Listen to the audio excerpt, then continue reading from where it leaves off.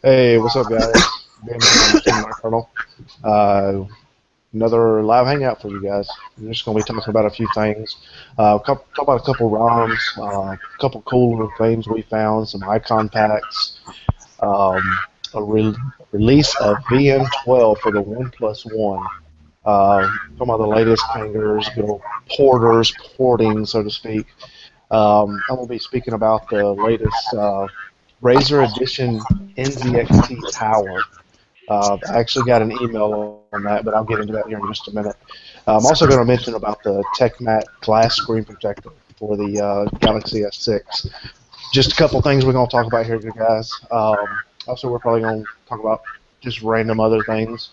If anybody's got any questions or anything that want to make a couple comments, just post us the comment.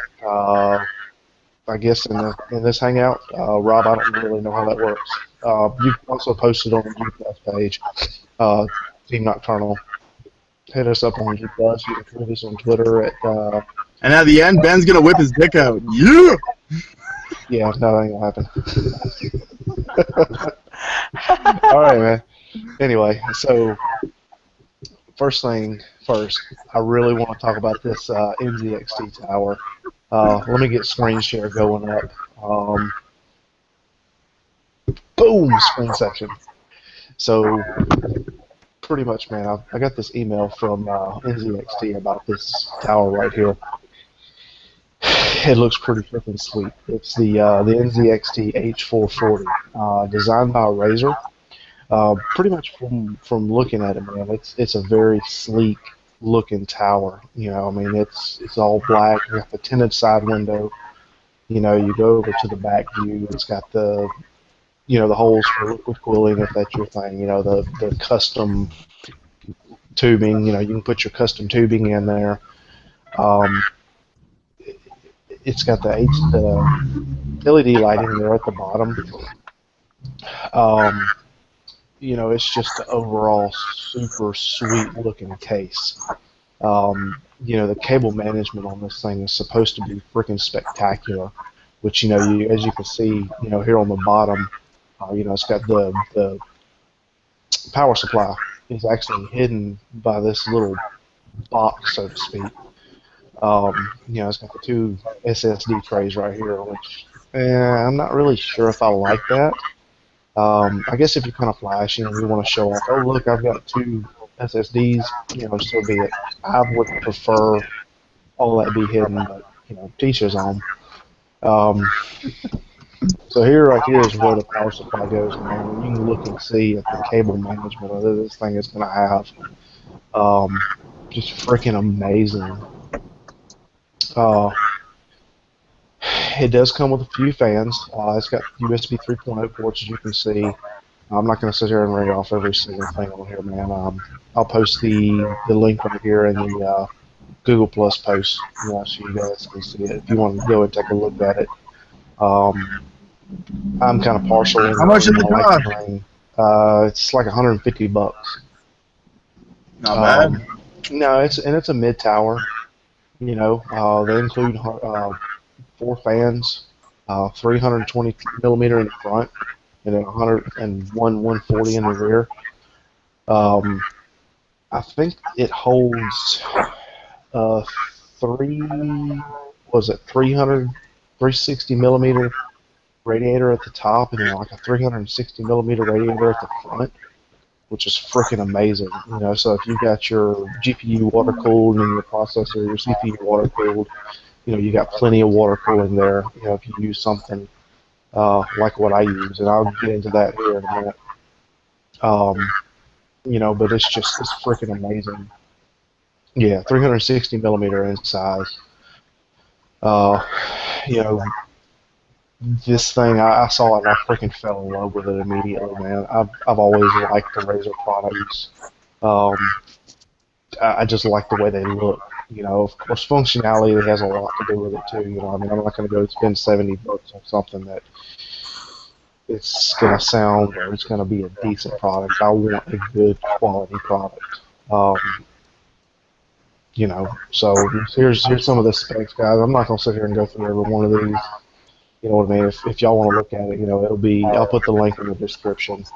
Um, I'll go ahead and do that right now. But anyway, oops, screenception. So that's pretty much one of the first things I wanted to talk about. I saw that and I immediately fell in love. So that's it. Who's next? All right. So I got a few things I'm gonna bring up here.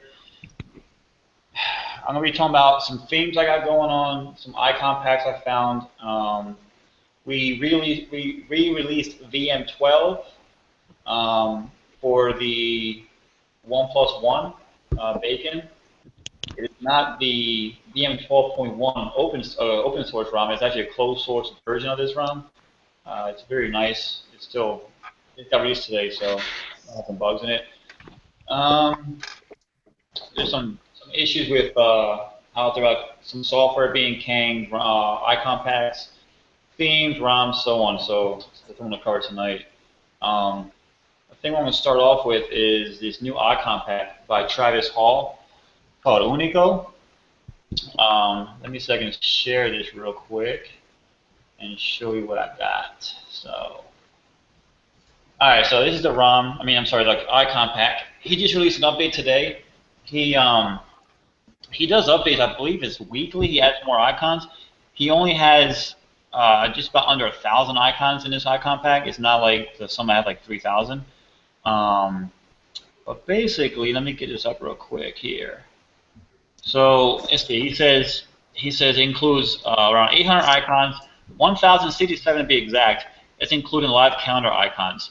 And he does weekly updates, and he loves feedback. So if you have any feedback on any apps you use of his, Travis Hall, he responds and he'll take your suggestion and try and use it. He doesn't follow any guidelines like other traditional icon packs do. He doesn't make big logos. He don't throw ads in there. He doesn't pretty much push it in your face when you install this. It's pretty much you download it, apply it, and go on your way. It's not like, oh hey, get this and that, and like some other apps do, like wallpaper apps, like, oh, well, if you have this, try this, and try that, and get this, and get that. He doesn't do that. It's pretty real basic stuff. The icons are very unique. It's not like some packs I've noticed where they can take, for example, a Facebook icon, and they're just throw a style on there in Photoshop. They're just throw a mask on it or kind of change the color a little bit or whatever, put a little background. His are actually redesigned from scratch. It was like they're all very unique, pretty nice. He's got a lot more to add still. There's some apps that aren't really supported, but he's getting to them little by little. It has some custom wallpapers built into the app itself, but it's pretty nice. It's real unique and it's different, which I like for a change because everything seems to be the same. Then there is another icon pack I tried out the other day. It is called, I believe it's called Stealth. Let me see if I can find it real quick here on my phone. Let's see. It is called, yeah, Stealth Icon Pack. Let me see if I can find it real quick. So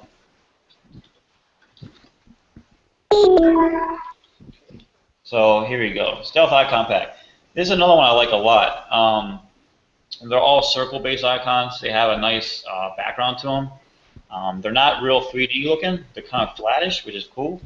But he covers everything as well. He has every icon you could think of in here, pretty much. And if it doesn't have the icon for your app, it has a default where it changes your base a little bit, so it will make it round and make them match. So you won't have like an icon that don't fit in, like a square icon in all circles. So it will convert everything over to a circle, as you can see here. This one's actually worth buying, I think. Yeah, I don't know how much it costs. It's like $1 or something, or maybe it's $2. But I bought this the other day, and it's really nice. So I recommend this one, and I recommend the one from Travis Hall, Unico, and this one here. I'll throw links in the Hangouts later for this. Another one I brought up last week was a theme I was using, Blue Faded, but I never really got a link out there for anyone. This is it right here, if anyone's curious. It's a very clean, very stylish theme. It's actually, he themes everything. Some themes I noticed where the status bar is the same, or stuff like that. The icons don't change a whole lot. His theme actually changes every freaking thing on your phone, including the keyboard. I mean, it's pretty cool, man. It seems the Play Store, it seems YouTube, Google Plus, Google Hangouts, everything is done. Um, and this one, he has two versions. He has a donate, which is like, I think it's on sale right now for 99 cents, which I recommend getting. And he has a free version on there. And the free one, I'm not sure the differences. I haven't tried the free one. I went right to the donate because I just want to support the guy. But I think maybe it's just updates or something. I'm not sure. But it's on sale for 99 cents, and it's a cool thing to get. Like I say, he does a keyboard and everything, so it's pretty sweet. Another thing I got going on here tonight is a ROM. Alberto Lopez, the host of Latino Droid, sent me a ROM today called Tipsy OS for the Nexus 5. I'm actually running it right now, and this is the community for it. And the ROM, shoot, I didn't upload a video to my computer today either, but let me see, I can show this real quick. All right, so let me zoom in here real fast, and I'll show you this ROM. All right, so this is the ROM here called Tipsy OS. It has a few different things here. This is actually an overlay I have going on. It's with layers, and if you click on the settings here, it has where's it at? It's right here. All these custom features here. It looks like it's based off of Cygemon and Slimron, so a combo of both of them. It's got some cool features here. There's little bugs here and there, but it's not nothing crazy. But if you have a Nexus or I believe a Galaxy S5, it's supported. So that's something to look into. And that's what I got for there. Let's see here. What about you, Ben? You got anything else? Yeah, I got something else. You were talking about icon packs. I actually use this stealth icon pack quite a bit. I've got it. I've actually got it installed on my S6 right now, and I go back and forth from icon pack to icon pack. It just depends on what kind of mood I'm in. And I will say that stealth icon pack is very nice.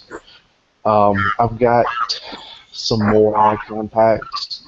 I actually use quite a bit. I do not know which one I'm using right now. Let me pull it up real quick and see. I'm actually using Devo right now, D-E-V-O. Let me get it pulled up in the Play Store, and I'll do a screen share.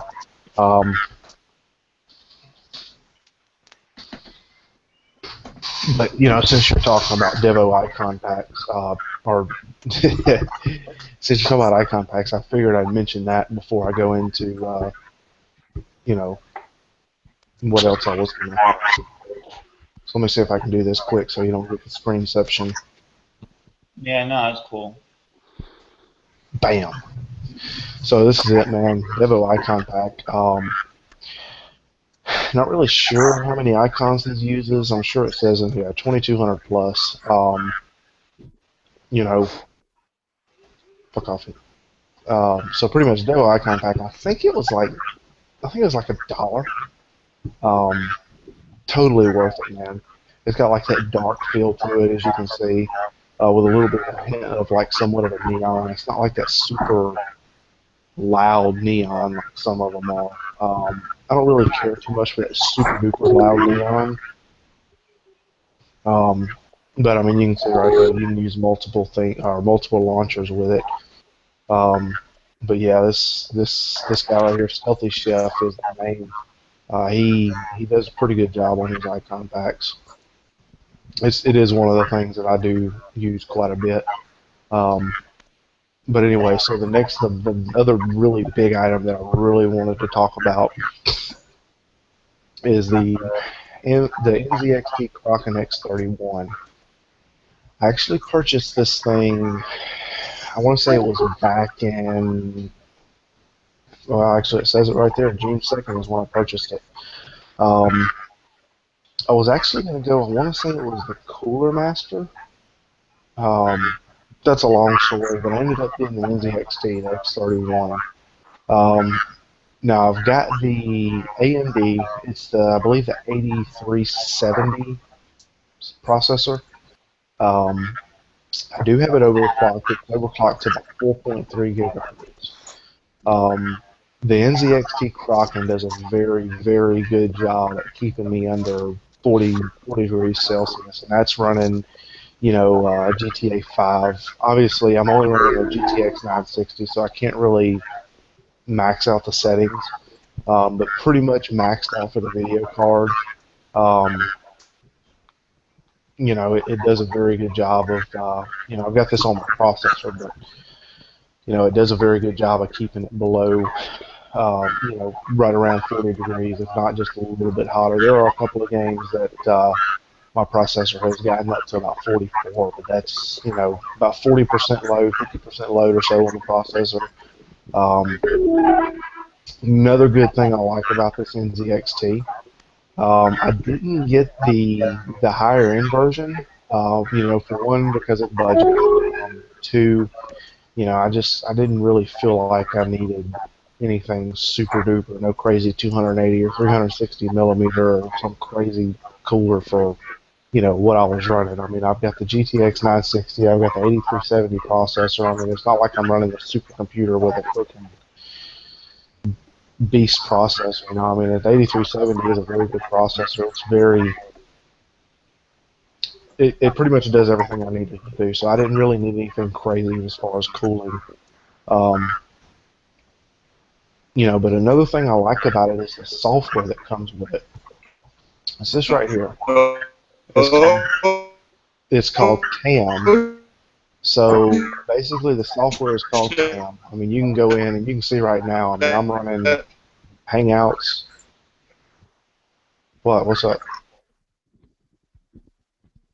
Or somebody calling my name. Anyway, so pretty much I'm running this Hangout, and it's keeping me, liquids are about 42 degrees, which it stays about 42 degrees pretty much 24/7. My processor's running 25 degrees Celsius, so that tells me that this thing's doing its job, definitely. Which, granted, I do have it cranked up to turbo mode, and that's something else that I do want to talk about. You can go in here and you can change the mode on it, and it actually gives you can create your own profile. It gives you a manual mode, silent, performance mode. And these two right here are ones that I actually created myself just because, I wanted to. Something's not right with that. That's not my turbo mode. Anyway, it's something that I wanted to be able to go in and actually set it, how I wanted it. And that's what I like about the software. Another thing I like about it is actually there's an app. Um, there's an app that you can get on the Play Store, and it is called, I think it's Cam for, depending on what device you have, whether it be Android or iPhone, but it's called Cam Mobile, and I'm bringing it up right now. You can actually, crap. You can have multiple PCs with it, but, you actually bring it up and it tells you, once it connects, it actually tells you, your temperature, what your load rating is right now, what your load is. So, I got a question for you. Yeah. So is it like on the computer you have to be logged into some kind of account and you log in the app at the same time? Pretty much, if you've got Cam running, from what I understand, I haven't tried it with turning Cam off, but if you've got Cam, this app running on your PC, let me go back to screen share. Well, what I'm saying is, like, say you're in a game. You can view everything from your phone while you're gaming. So, like, but does it connect via web or via like your Wi-Fi connection? How's that work? No, via web. It's Okay. web. You can actually be at work, and want to check in on your PC. So it's not location based. Okay. I was wondering because, like, some apps, like for example, Smart TV, to use remote, you got to be on the same network, So. It's totally web based. It's not something that you've got to be hooked up to Wi-Fi to use the same Wi-Fi as whatever PC you're running it on. It's something that no matter where you are, I'm sure you could be halfway across the world, want to check on your PC and whether you want to make sure it's not running at 60 degrees Celsius, you know what I mean, and nobody's on it. You can pull it up and look at it. I mean, it shows you all kinds of stuff. It'll give you a graph. It'll give you all kinds of stuff, man. It'll give you your specs. What's the hottest it gets now with that new cooler? The absolute hottest I have seen it get, and I'll get into more of it too. I'll pull it back up here in just a second and explain it. But the hottest I've seen it is about 45 degrees Celsius, and that was playing Witcher 3. Max settings. It was Witcher 3 max settings. It got up to 45, but I mean, that's freaking awesome in my opinion. Especially for AMD processor. AMD, like they do run hotter. I mean, if the one you've got, your i7, if it runs 35, you know what I mean, and mine's 45, so not really maxed out, but 30 right now. Yeah, I mean that's pretty crazy. That's good if you think if you ask me. Am I happy? Back in the day, that was, I believe it was an AMD 550 or something like that. It was some weird number. I can't remember it right now, but it was just like back in 2002 or something. It's an old CPU, and I remember I overclocked it. I think I overclocked it maybe 75 megahertz. That was it. Nothing really crazy. And that thing, I swear to God, it got so hot. The back of the motherboard where you had the metal chassis burnt my finger. Not like a fire burn, but it was enough to hurt.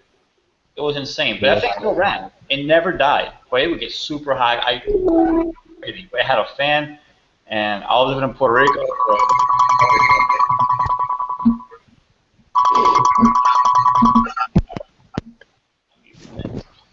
But yeah, I mean, this thing, I'm pretty sure this cooler will be able to handle pretty much anything you can throw at it, any overclocking. I mean, if I'm overclocked to 4.3, and the hottest it gets is 45 degrees, and right now, with my fans in turbo mode, I'm actually running, it's going back and forth from 29 to 30 degrees Celsius.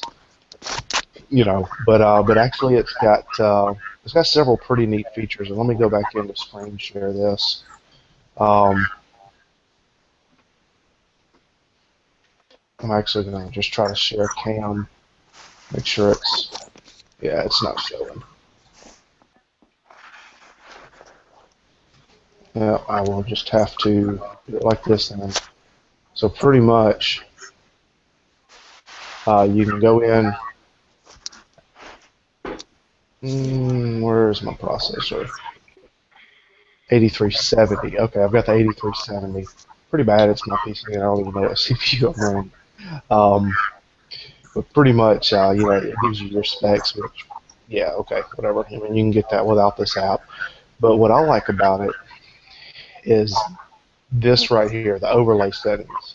While you're in game, it gives you, you can select what you want.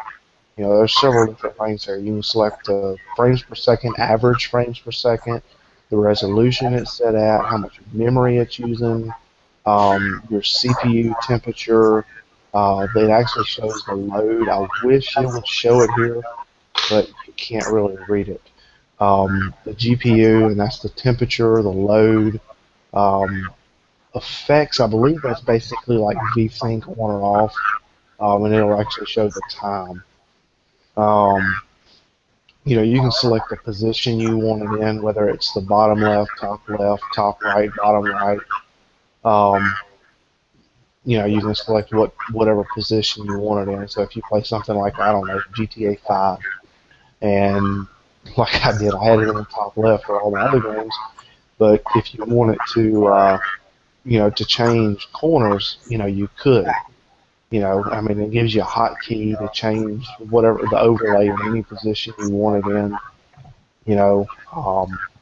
It's pretty cool. I'm very happy with this NZXT product.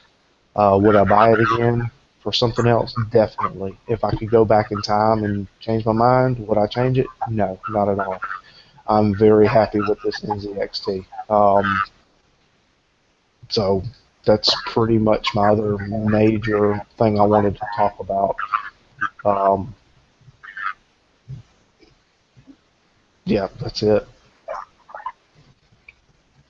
Okay. Let me see here. Let's see what's going on. So, Marissa, What's up? what's going on with you? What you got going on? Nothing really, but I did buy this case that I thought was going to be a really good idea in theory because it was really sleek. Like you can't really tell that it's on there, you know? And it's good for everyday use until you go to charge it. And I guess the cut is just not there. I don't know if you can see it, but it's just enough to where when you put your charger in there, Yeah. it pops it out. So that's a little irritating. So I have to take this off in order to charge my phone. So your stock charger doesn't fit there, you were saying? No, because the Nexus chargers are curved a little bit, so they kind of go up, and the rubber kind of stops that from happening. So I would have to use like a Samsung charger in order to keep the case on. Well, And that's really irritating. Yeah. Other than that, I really like the case, but yeah, it's kind of irritating having to pop it off every day. Rubber or hard plastic? Huh? Is it a rubber case, hard plastic? What is it? It's like a hard rubber, but it's kind of girly because it's like glittery. So all the male reviews didn't really like it. It's a TPU case. It's one of these dealies. It's almost like half of a dual case, the ones that have like this. I don't know the name of it, but the old case I had, it had like this. Half of an OtterBox. Yeah. There we go. It's a hard rubber. It's a TPU is what that is. Yeah, it's basically just a big cushion because I don't really drop my phone much. Yeah. So I don't really need that.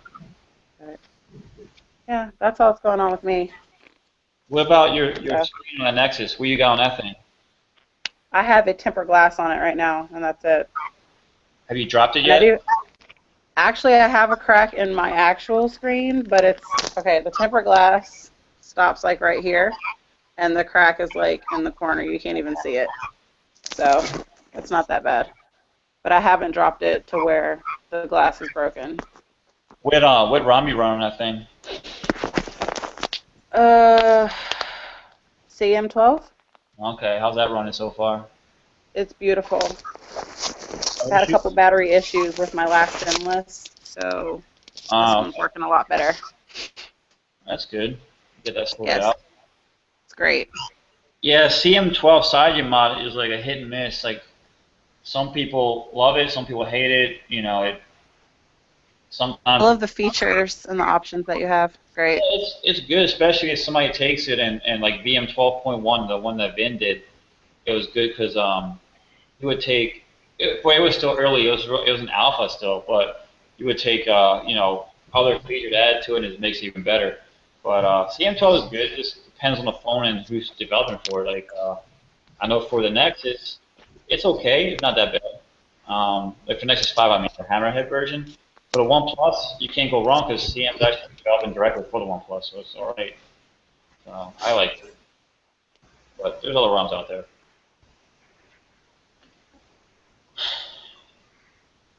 Let me see here.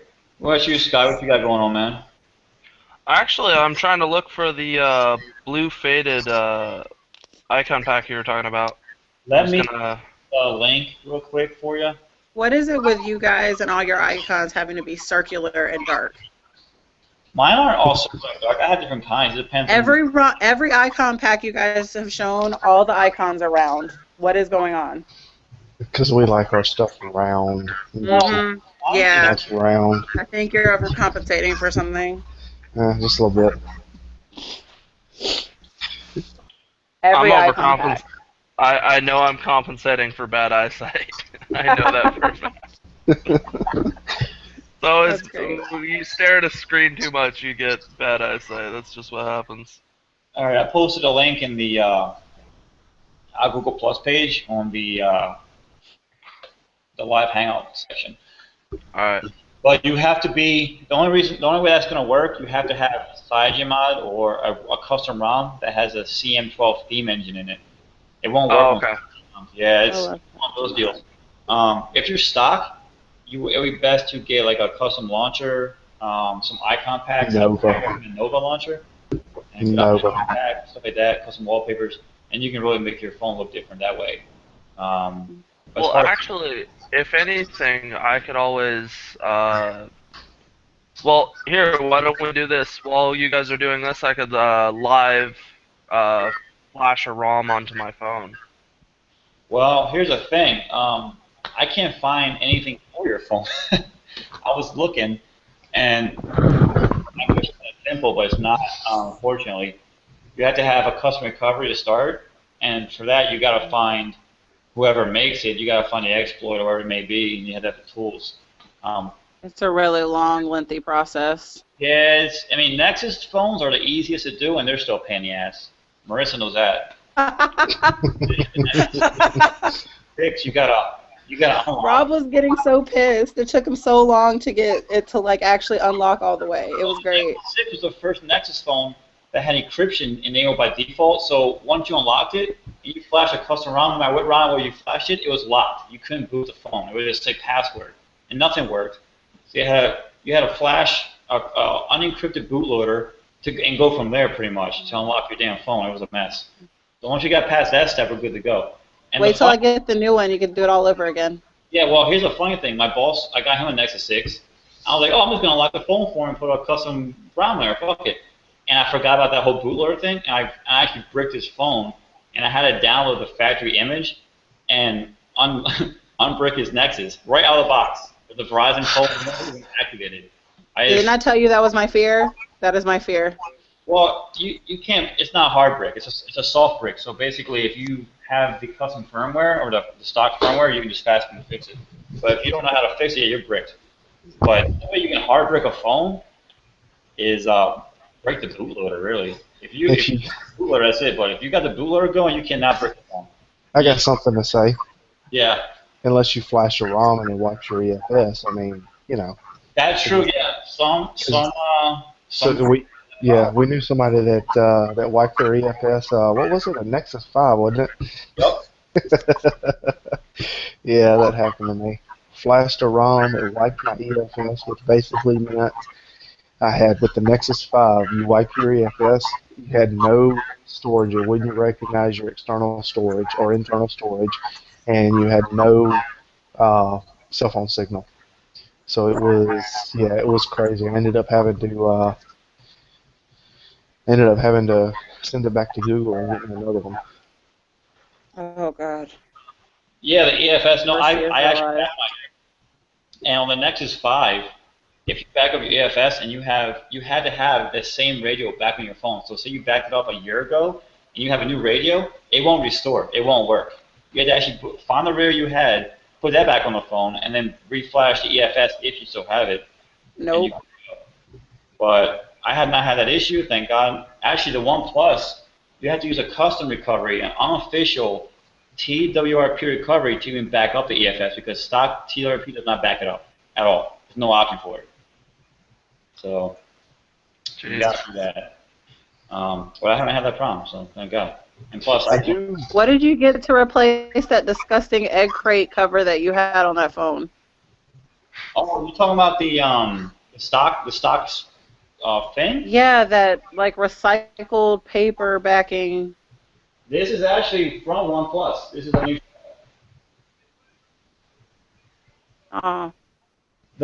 The 16 gig miles came white, and 64 came with the gray, the sandstone. So you couldn't get it white with 64 gig. I had to actually buy the white shell for my phone and pop it on here. The only problem was when they gave it to me, it came with a nano SIM card tray and not a micro. So I had to go to T-Mobile and get a new SIM card to use the SIM tray. Which is fine though. I would like a white Nexus. That would be nice. Well, wish in one hand and shit in the other. So you can fill up faster. My grandmother used to say that to me all the time. I got the bad Santa. Rob's just mean to me. He just likes to piss me off. Shit in one hand and wish another and see which one gets filled up first. I think he gets off on it. Pissed off at me.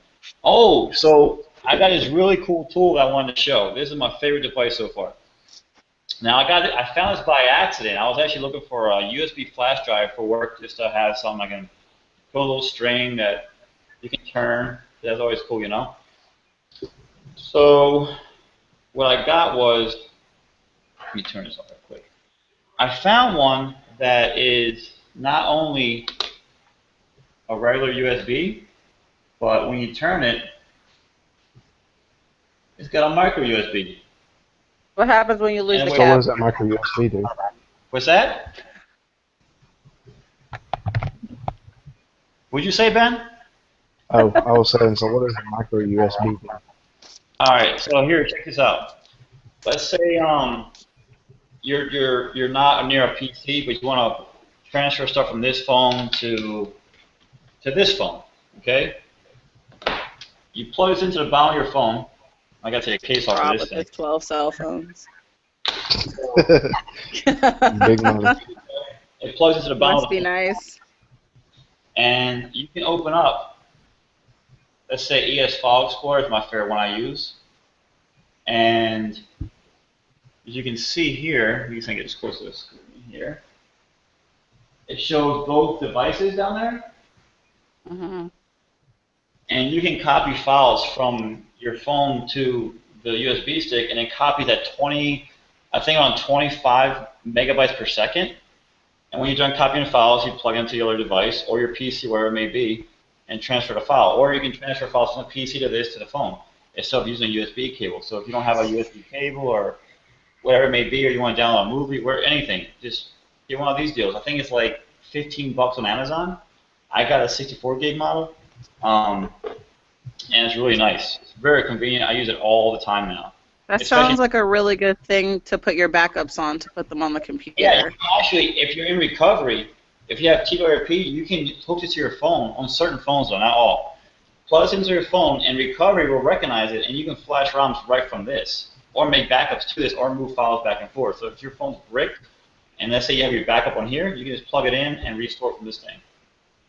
Yeah. So it's really good, and it's fast. I have not had any problem with it, and it's like I said, it's under $20 on Amazon. They have different sizes. They got from 8 gigs all the way up to like 128 or something. So it's really nice. Very convenient. So once again, what happens when you lose the cap? Oh, the cap? Nothing. It's just exposed. You can always turn it around. But will it break? No, it's pretty sturdy. It's really, it's Okay. actually, it's in a hard plastic. But it's texture. It's like the back of the Nexus 5. It feels just like that. It's got that I don't know how to describe it. You know, that kind of smooth plastic, but not shiny. I don't know. Anyway, it feels fine. But Like a textured. yeah, It feels good in his hands. but it will wear off as you use it. It will go off to a shine as you use it.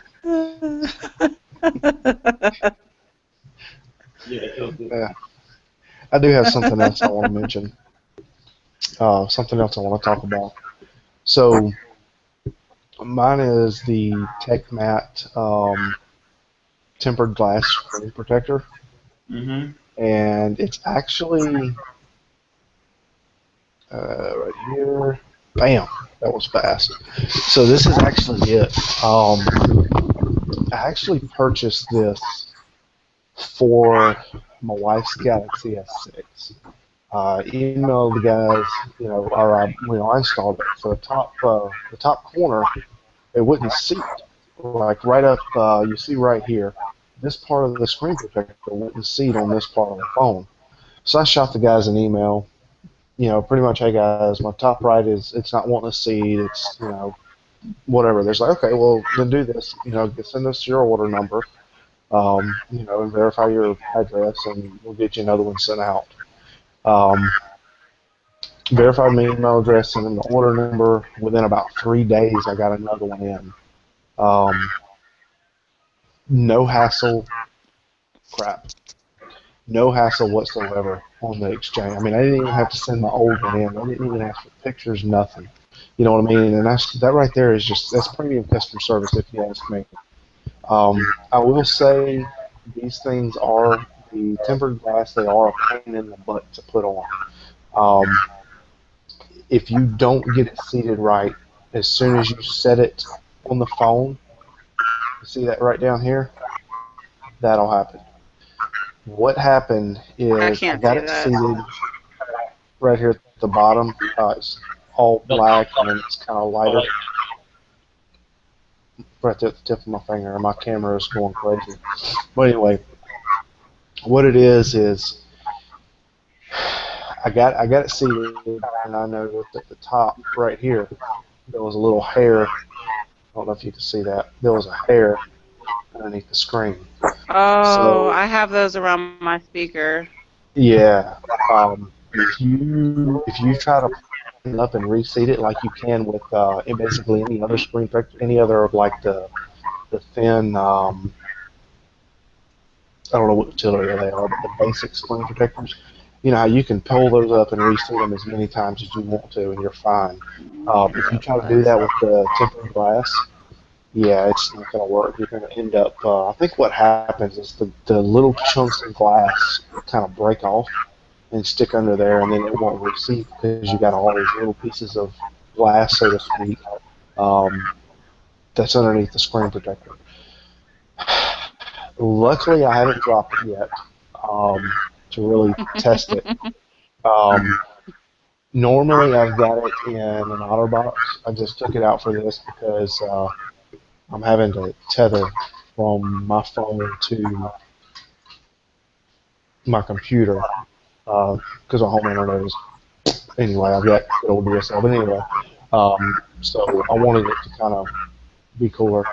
Um, it does kind of a little warm. But anyway, uh, overall, man, I mean, the freaking customer service of this company is freaking outstanding. And that's awesome. Yeah, I think it's got a lifetime warranty on it, if I'm not mistaken. Pretty much if it gets scratched, damaged, peels, bubbles, anything, um, they'll basically send you another one. And that's what they did with me. Um, Yeah, right here. If any time during the life of your protector it is damaged, sustains substantial wear and tear, or you're simply not satisfied with the product, yeah, pretty much you just contact them, and they'll send you another one free of charge. I didn't have to be shipping nothing. Um, and that's Costume one of the change. things. Yeah, that's one of the things I look for in a product. Everything you buy is going to have some type of flaw. Something's going to be wrong. Something's going to happen. But when you're wanting the level of protection that something like this provides, especially when you're talking about a $200 screen on a $700 phone, I'd be willing to pay that $9, for something that costs this much to protect a $200 screen. And especially whenever they throw in that lifetime warranty on it, which I've only had this one for. I don't know when I got the phone. I got my wife's. I don't know. It was May or June. Um, and hers is still crystal clear. That's another thing. I took the screen protector that comes with the OtterBox. I took it off, and when I put the OtterBox back on this phone, the screen clarity with this screen protector is freaking amazing compared to the one for the OtterBox. It's literally like it's not even there. I mean, the touchscreen sensitivity is the difference there is just so much. I mean, it's like there's nothing even there. I mean, it responds just like if it wasn't there. Um, yeah, I love it. You have the S6 or the S6 Edge. I've got the S6. Now, does yours actually go past your screen, like when you put your tempered glass on it, or does it the edges?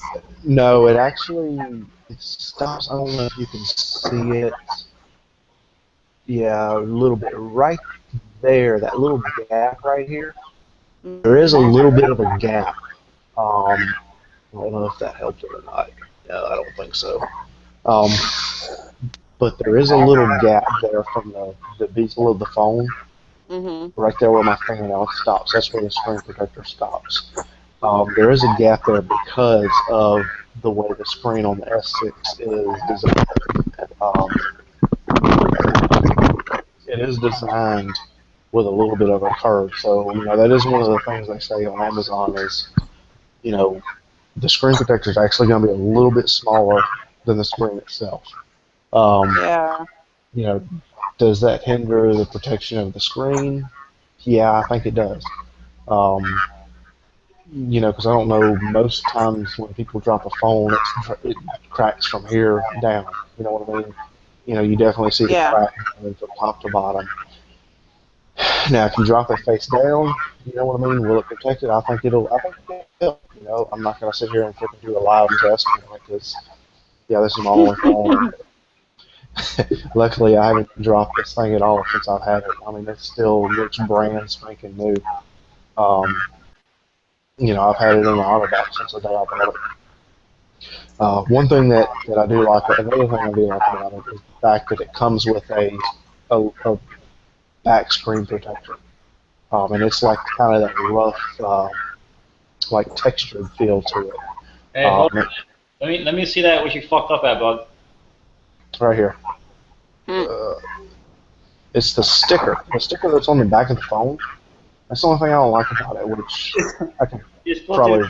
off, man. Yeah, I'll probably just pull the sticker off and make it look a little Is your better. phone branded? Yeah, it is. AT&T. That's why I have... That's why I have no room right now. Yeah.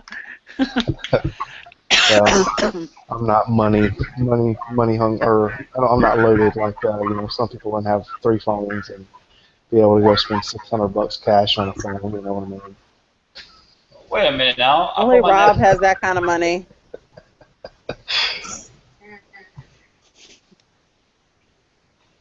Yeah, Mr. 3 phones. I got more than 3. He gets the free phones. The rest of us have to buy the phones, and then all this crap to go with it. I buy my phone. Stop getting so defensive. It's okay. Cash, like a regular person.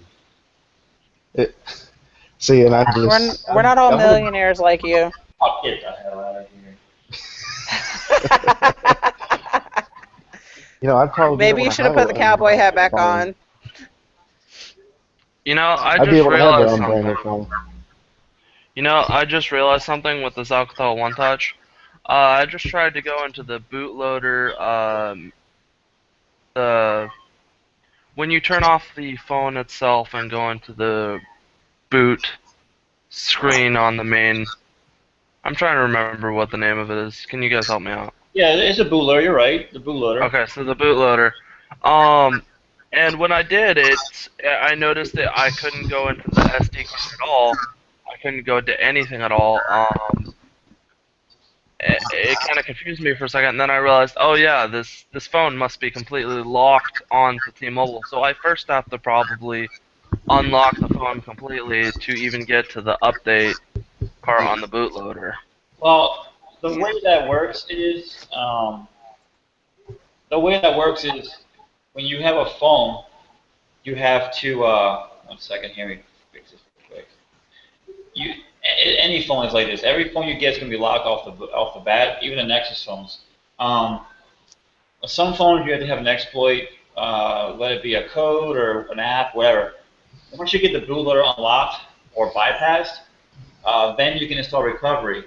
And once you get if there is even a recovery, if you have the option to get a recovery for it, then yeah, you can make backups, flash, delete, whatever you want. It's like a computer. Some phones don't have the recovery option, and that's when you have to use the ADB fast boot commands, and you have to actually manually flash images to your phone, and that's a pain in the ass. And usually you can't do that unless you unlock the bootloader. It all depends on the device and all that good stuff. But unfortunately for that phone, I looked it up. I really couldn't find anything official out there for it. And here's a problem: is a lot of phones, if they're not flagship devices, a lot of people won't get them for developing. And it's mainly traffic and whatnot. It's like, let's just say you got the, I don't know, throw some out there, an Xperia Z4, for example. It's a good phone. It's not that popular because Sony isn't doing well in the phone market, but it has support. There's always something out there for it. But then when you get one of the cheaper phones like I don't know, one of those cheap LG phones, for example, that looks like a G3, but it's not. It's like base model. Those phones are hard to come by as far as developing goes because no one really buys them. And the people that buy them on a budget, you know. You get that oddball developer out there will get it and start making stuff for it, but it's very rare because most developers get so many donations, they just go for the high-end stuff. And that's what everyone wants, you know. You don't. It's like buying a computer. You don't want something cheap. You want something really badass, and you get it for free. Why the hell not? So. What was the phone we were talking about last time? It was like the Nexus 6 or something like that? You got the new Nexus 6 and the new Nexus 5 come out at the end of the year. Can't wait. The new Nexus 6 is based off that damn Chinese company. I can't pronounce the name. It starts with an H. I want the 5. And then the new Nexus 5 is LG based, but the new Nexus 5, at least so far, the leak reports came out where it has a Snapdragon 808, and I believe the Nexus, what's Nexus 6 have right now? 801 or something? Ben? I think it's got the. I don't remember. Man. Oh, 805. It's got the 805 in it. So the new Nexus 5 is going to have an 808 in it, not an 810, but there's an 820 that's coming out soon too. So I don't know. I would get a phone with 820 if it was me. Yeah, well, I just wanted to have the nighttime camera like the G4. That's all I want out of life right now. Well, you're not going to get that on Nexus. No, definitely not. Why not? Not at least for another year or two. Couple years or so. Google just doesn't do those temporary mods. A fingerprint, a heartbeat monitor, you're not going to see that on Nexus. They go for the stuff. I just want to be able to take selfies in the dark. Yeah, it has a facial flash. That's where Flash comes in. Yep. Well, here's the thing about if you do a selfie in the dark, you're going to go blind. I've done those, and you just go blind. Not if you have a nighttime camera. So actually, there's one phone that I don't know if you guys know about. It's the Asus Zenfone 2. Yep, that's a good phone. That's actually one that I'm wanting to get pretty soon. It's way up there in specs, so on. But I've been looking at reviews at other places, and it looks like it overheats quite a bit. I haven't read about it, but I know people who've had that phone said it's a great phone for the price. You can't beat it. Yeah, that's true. The other phone I would recommend, like I said before, is the Moto G, the new one. It's cheap, was like $200-300 whatever, and it's got awesome specs for it. It's basically, I think it's almost the same specs as the old Nexus 5. So you can't go wrong there. I mean, people who have Nexus 5s who broke their phone or whatever, when they get the G, they say it's the same thing except better, camera-wise, stuff like that. So and that's a new phone, so that's probably something good to get too. Yeah. Yeah, I'd definitely go with something under a year old if you can, man, and try to go with something at least with, God, I'd say at least 801 Snapdragon processor. Okay, so that'd probably be the Moto G, correct? Yeah, I'm not really sure which processor it comes with. Let me see if I can look it up real quick. I'm looking at it right now.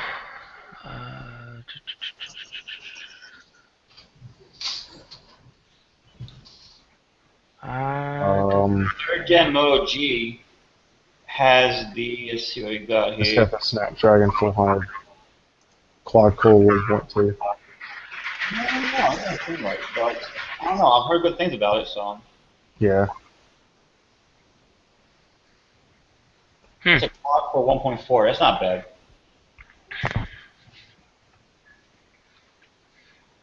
Isn't that the same one the Evita had? Isn't it the same processor the Evita had? No. Evita was dual-core.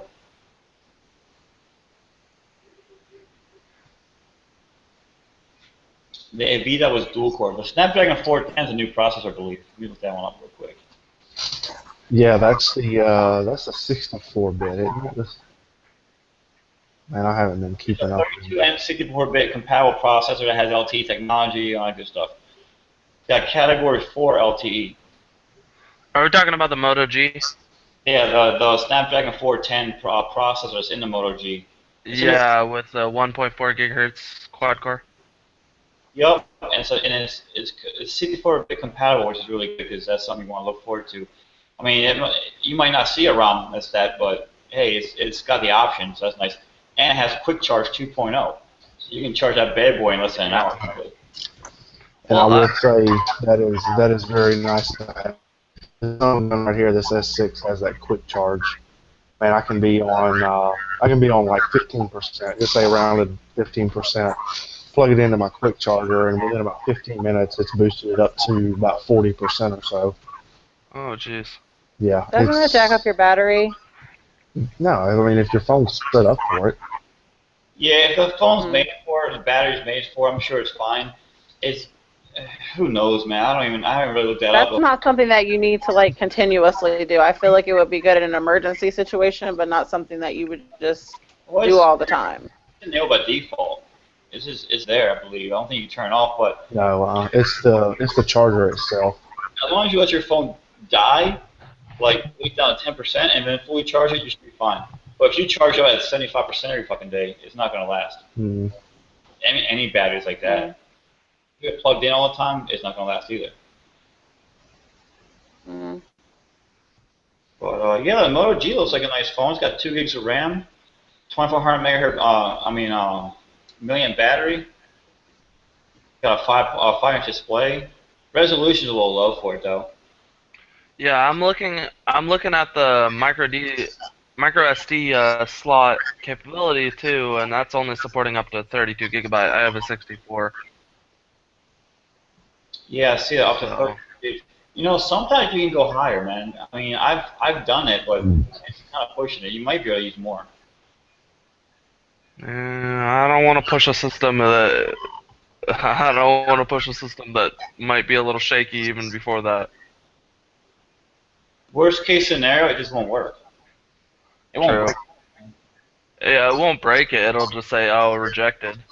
Yeah, it'll just not recognize it or something stupid.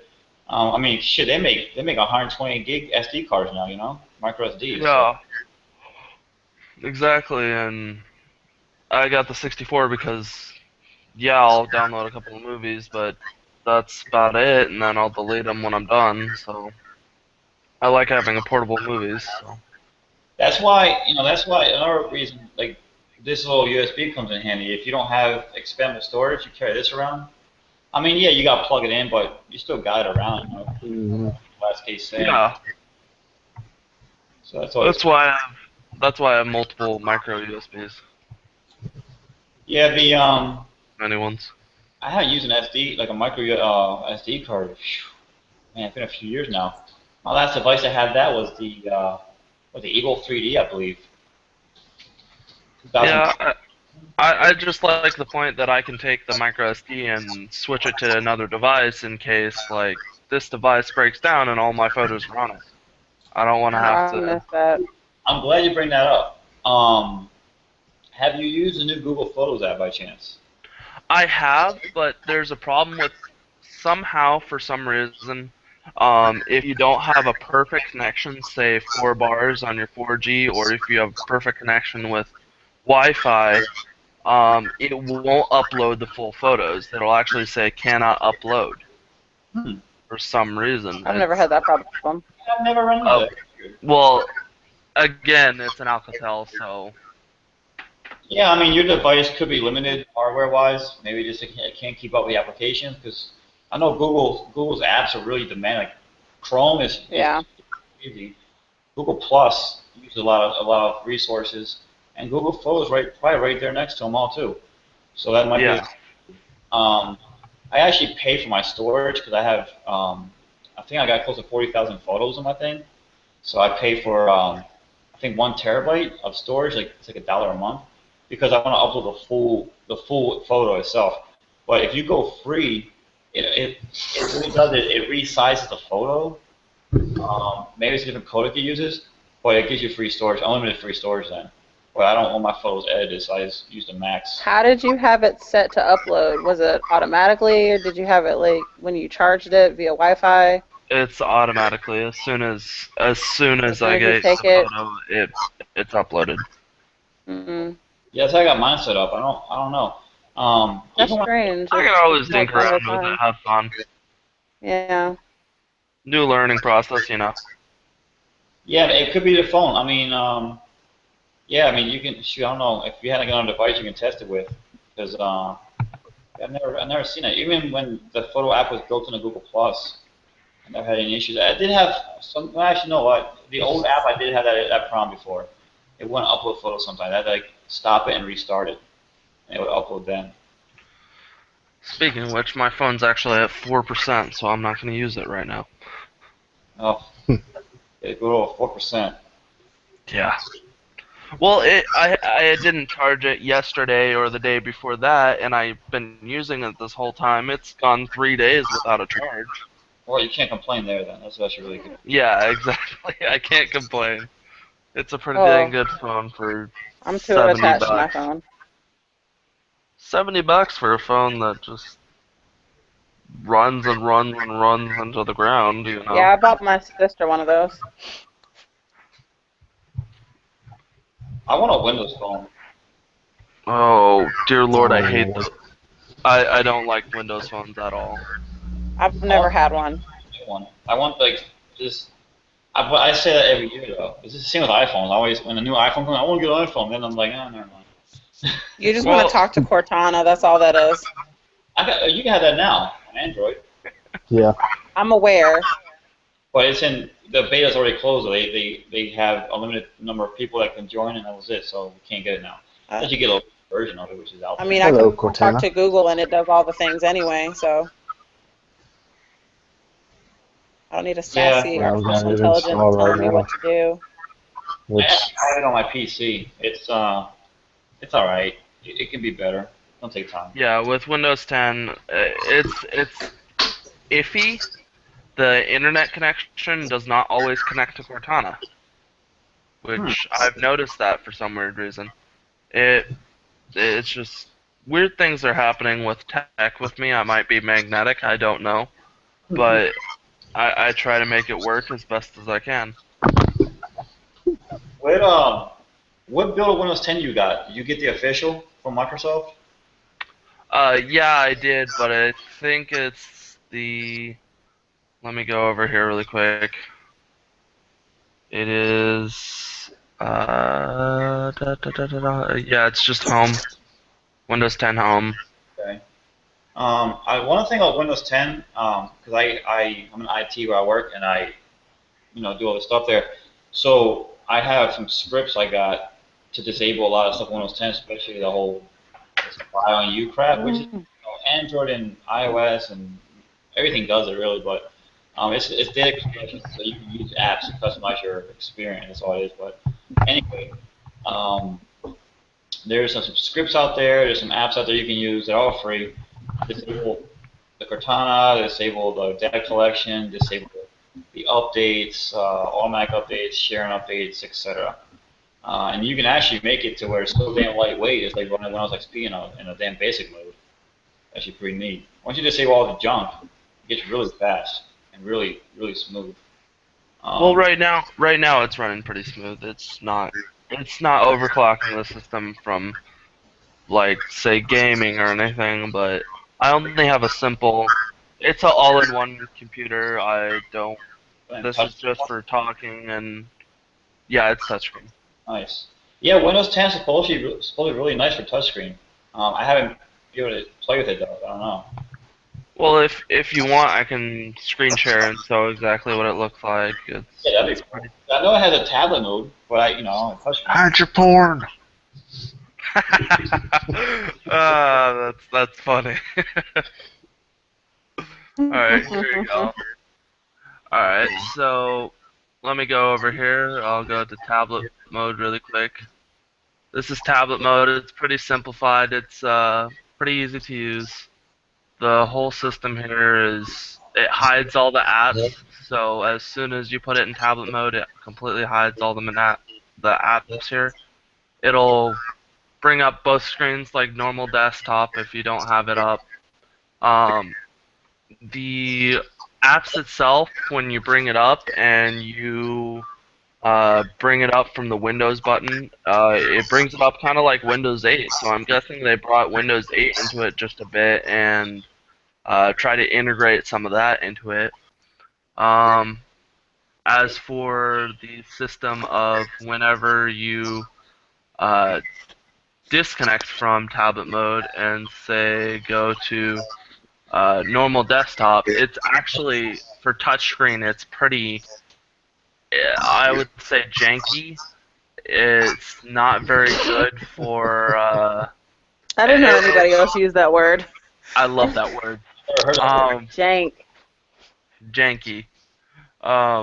But it's not good for touchscreen. The normal desktop setup is very, very much so not good for any sort of non-mouse related activity.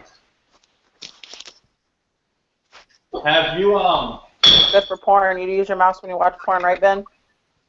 Well, I don't watch porn. What are you talking about? It took you a minute to respond to that. have you tried the multiple desktop mode in Windows 10? I have. It's interesting. When I do say over 4 desktops and I have 4 different desktops, 4 different systems running. Say if I have Google Plus on one, I have Facebook running on another desktop, a game running on another desktop. It starts overclocking the system just a bit, but when it's 4 and below, it runs pretty smoothly. It's not bad. I've played a little bit, but I'm used to the whole Linux desktop where shoot, man, I remember back in the day, like 2007 was my first time messing with, or 2006 around there. I started messing with Linux. I believe it was maybe Ubuntu, and I think Sabian a little bit, and I installed. It was called ComZ, which had a barrel. It was called barrel application, and the desktop you can make it a cube, and if you had a touch screen, you can spin it on your screen, and it's real interactive. It was like a three-dimensional thing. If you look up, I think it's BERYL, it's freaking awesome. And if you have multiple monitors, you can throw it back and forth and shrink it to make it bigger. It's awesome stuff. That was part of KDE desktop, I believe. I remember I had KDE 3.0 or 2.5 or something. It was some old version, and I had the barrel installed. But to get that going nowadays, it conflicts a lot with the GUI of other applications, so it's kind of a pain in the ass to get installed. But if you ever mess with Linux and you install ComZ and Barrel, it's pretty cool. It had another name to it though. I can't remember what the hell it was called before that, but it's pretty neat. Especially if you got a touchscreen, it would like being a kid in a candy store. It's pretty Yeah. But yeah, I wish Windows would do something like that. But the whole multiple desktop, that's an improvement over everything else at least. You think they're going the right direction there. And then, Like Ben said, hide your porn. yeah, Wife walks in, just hide it. pretty much, man. What was I gonna say? That's sad. I'm the only person in this chat that doesn't have to do that. I have a roommate. He's out there, so. Ben just fucking signed out. Oh. I was gonna show. Ben was showing his little GUI for his processor and stuff. I actually wanted to show mine real quick, so I can get this going. This here is the Asus, the one that comes with the my motherboard, and I got the Intel processor, the 4770 i7. Down here, this is actually water cooled, with a basic water cooler, nothing crazy. I believe it's 120 millimeter, and I'm at 28 Celsius on this thing. And my speed's pretty up there. I think what 3.8 right now, gigahertz. So yeah, this thing's pretty badass, man. And when I game, this thing doesn't even go past 33 Celsius. With it being a water cooler, it does not get hot at all. I got the fans on pretty much bare minimum speed, and it's pretty nice, especially Grand Theft Auto, man. Here's my question. For those of us who don't like Celsius, is there a way to change it to Fahrenheit? Oh yeah, it's in here Okay. somewhere. Yeah, you can change the Fahrenheit. I just go Celsius because it's more common. I believe. Yeah, I'm not on metric, so I need Fahrenheit. That tells me nothing. All right. Yeah, So there there's we go. yeah. So back to Fahrenheit, 82 degrees on the Okay. CPU. I think that's what I'm at right now. Yeah, 82 degrees. So you can't beat that, man. I mean, CPUs usually run like 120 around there, average. Yeah. Especially with a Yeah. fan. This is just water cooled with a single fan, a single pump, nothing crazy. Let me see if I can find that cooler I was using. What's that? I will see if I can find the cooler I was using. The one I was using, man, I'm probably not going to be able to find it. I don't know where it is. I was using just a standard, not the one that comes with the processor. I was using an aftermarket one that I bought, and I don't know where it is. Extra fan. Didn't really. But anyway, it was just a basic. I think I paid like $12 for it. I just bought it just to get me through because I knew the one that come with it wasn't going to be very good. Yeah, I don't know where it is and all this shit. But yeah, I don't know. But whatever. But not even really playing like Battlefield 4. This was before I had Witcher, so I really can't compare it to that. But like Battlefield 4, it'd get up to easy like 60 degrees, and that was Celsius, and that was before I overclocked. That's when I was running 4 gigahertz. You know, so I mean that's pretty hot. So that kind of I was surprised when I put this thing in, and it was running. You know, it's running. You know, right now anywhere between. Actually, it just dropped down to 27, 26. But I mean that is on turbo mode, but I'll put it on normal and see what it gets to.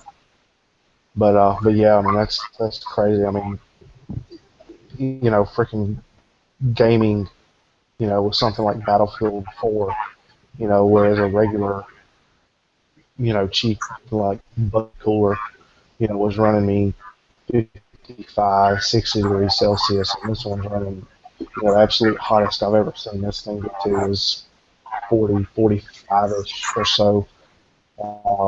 That's pretty crazy. And that's AMD versus, you know, Intel. Yeah, I have mine. I have my CPU set to maximum performance. There's no power saving on my desktop. That thing is just maxed the fuck out. It's not overclocked, but it's not in any kind of power saver, as they call it, you know, where it downclocks the CPU. That thing's just at max. I don't care. My electric bill, so. Yeah, it's not like it's a laptop, you know, to where you've got to conserve battery. Now, I'll tell you one thing. The setup I sent you, that one that with the Pentium, what the hell was that thing I sent you? It's a Core 2 Duo. Okay, the Core 2 Duo. All right, when I Yeah. had it originally, it was a Pentium 4 HT, the first one that came out, 3.6 gigahertz, back in like 2005 or 6. And I shit you not, man. I moved to my grandmother's house back then, and her electric bill doubled with that computer. Dang, that's crazy. It doubled. So rude. I mean, it used that much power. And on top of that, the plug that powers your CPU on the motherboard, the little 4-prong or 6-prong, that had a 4-prong on it. It burnt the plug. It was white. When I took it out, it was black. And it actually crumpled Wow. up. Jeez. That's, yeah, the Pentium 4 HT 3.6 gigahertz would kill everything it touched. That thing was horrible in heat. The Core 2 Duo really fixed that problem big time. That was pretty good. Yeah, I don't really know what I don't really know what that Core 2 Duo got up to. Of course, I didn't have, you know, AI Suite, or I didn't have CAM or anything like that. You know, pretty much the only thing I use AI Suite as well, but the only thing I use is to, you know, to change the performance mode. You know, I'll go from auto to max power saving. You know, like if I'm going to be away from the computer, I'll put it on max power save, you know, and that way it turns the fans off on the case itself, you know, just because I don't want to be in there watching TV, you know, sounding like a damn 747 is trying to take off. Well, my tower's got it's got so many damn fans on it. It's actually really quiet. They're all at low RPM now. But that thing, when cause I have it maxed out, and I keep it in my bedroom usually. That thing will make the room so damn hot. You think I have a heater going, and I actually Yeah. sometimes turn the computer on to warm my bedroom up at times, just because I don't want it. Yeah. That's the way this one is, man. I'm like right now. I don't know what the temperature is in here, but it's kind of warm in here. But I mean, I keep the bedroom door closed, especially when my wife's in there asleep, when my son's asleep or whatever. If I'm in here, especially on Hangout or something, I'm gonna be talking. I'll close the door. But man, even in the evenings when I come home, or at night when I come home, I open the door and it's just like even temperature difference. It's probably easily 5 to 10 degrees difference. You wouldn't think that a freaking computer would heat your room up like that, but it does. Yeah, if you have a big tower or a bad cooler, yeah, it will get hot quick. Especially if you have a regular cooler, like the ones that have the copper pipes that come out, the fins, those get hot. Those keep off some heat. Oh yeah. The one I sent you was like that for the 775 chipset or socket. I mean, Yeah. yeah, it'd be like that. I forgot about something earlier I want to bring up. It's back to Android topic. The Galaxy Note 5 pen. S Pen Gate. Yeah, S Pen Gate is the hashtag for this one. So basically, the Note 5 has they made it real slim, so you can put the pen backwards, if you're stupid or whatever. But so it has a trigger on the side. So when you slide it's like, let me see if it's going to be better. I don't have a pen here, but I need to see this. Hang on. on a little S Pen Gate. So basically, in the hole, there's a little switch that's shaped like this. So when you put your pen in, it pushes on the switch. Well, on the other side of the pen, the tip that goes on the bottom of the phone has a groove in it that's flat. So when you put it backwards, it pushes on this tip, but you can't feel it, it's so light. It pushes and gets stuck in that groove. And when you pull back out, it breaks off your tip to the button. So then there's no more, the phone doesn't know when your pen's in or out. That's that. The solution to this is if you do put your pen in backwards, to slide something in there, like either a piece of paper or something thin, to kind of push that tab out, and you slide your pen back out. But if you're putting your pen in backwards, I don't think you need to be owning a Note, period, because why the fuck would you put your pen in backwards? And here it gets me. Well, what if you're like not paying attention and you're just like, it happens. Between when you tip and a flat tip, there's something wrong with you. Oh, you mean like backward? Oh, okay. Never mind. I'm gonna sit over here. Yeah, and I've seen two bloggers on YouTube, two famous bloggers, were like, oh yeah, there's this thing, and they're trying to show how not to do it, and they broke both their phones. Both of them, right there on the damn YouTube. Like, oh fuck, I broke it. Like, yeah, you idiot. So then Samsung's saying, oh well, you need to read the manual. This is the same thing as buying a hot coffee from McDonald's and saying, oh, the coffee burned me, and trying to sue them. Well, that happens. I know it happens. Well, that's because you're just stupid. Yeah, there was actually a woman that became a millionaire from that. That's why they started putting all those warnings on coffee. Yeah, because she put the coffee in between her legs. Yeah. And burn her thighs, because that's a great place to put coffee. Mhm. Well, that's where I put my coffee. I think of it like this. Same thing on your phone. I'm sorry. Just if you did it because I don't know, if you're trying to pen back. Maybe she didn't have cup holders. You don't know her life. Well, I don't care about her. I'm going with this damn phone. Either way, it's the same concept. Like, hey, if you broke your phone and you're pissed off or whatever because I'm installing you, then fuck you.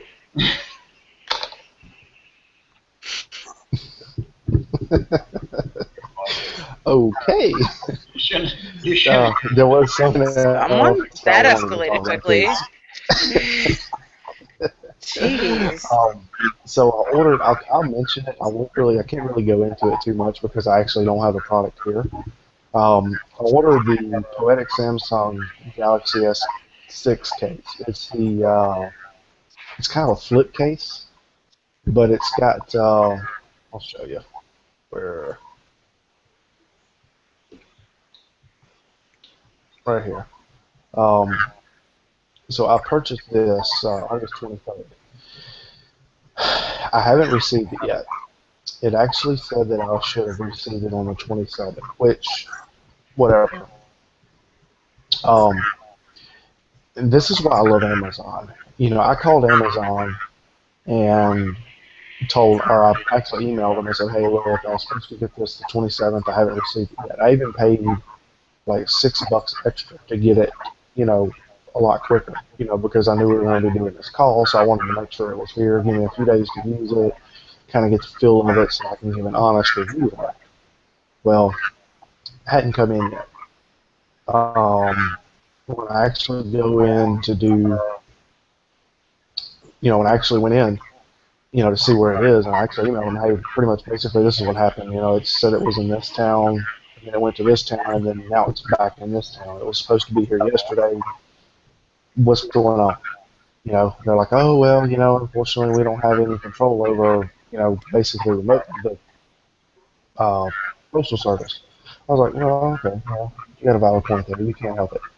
They did give me a refund on my shipping, which is pretty freaking awesome, and that's one thing I love about Amazon.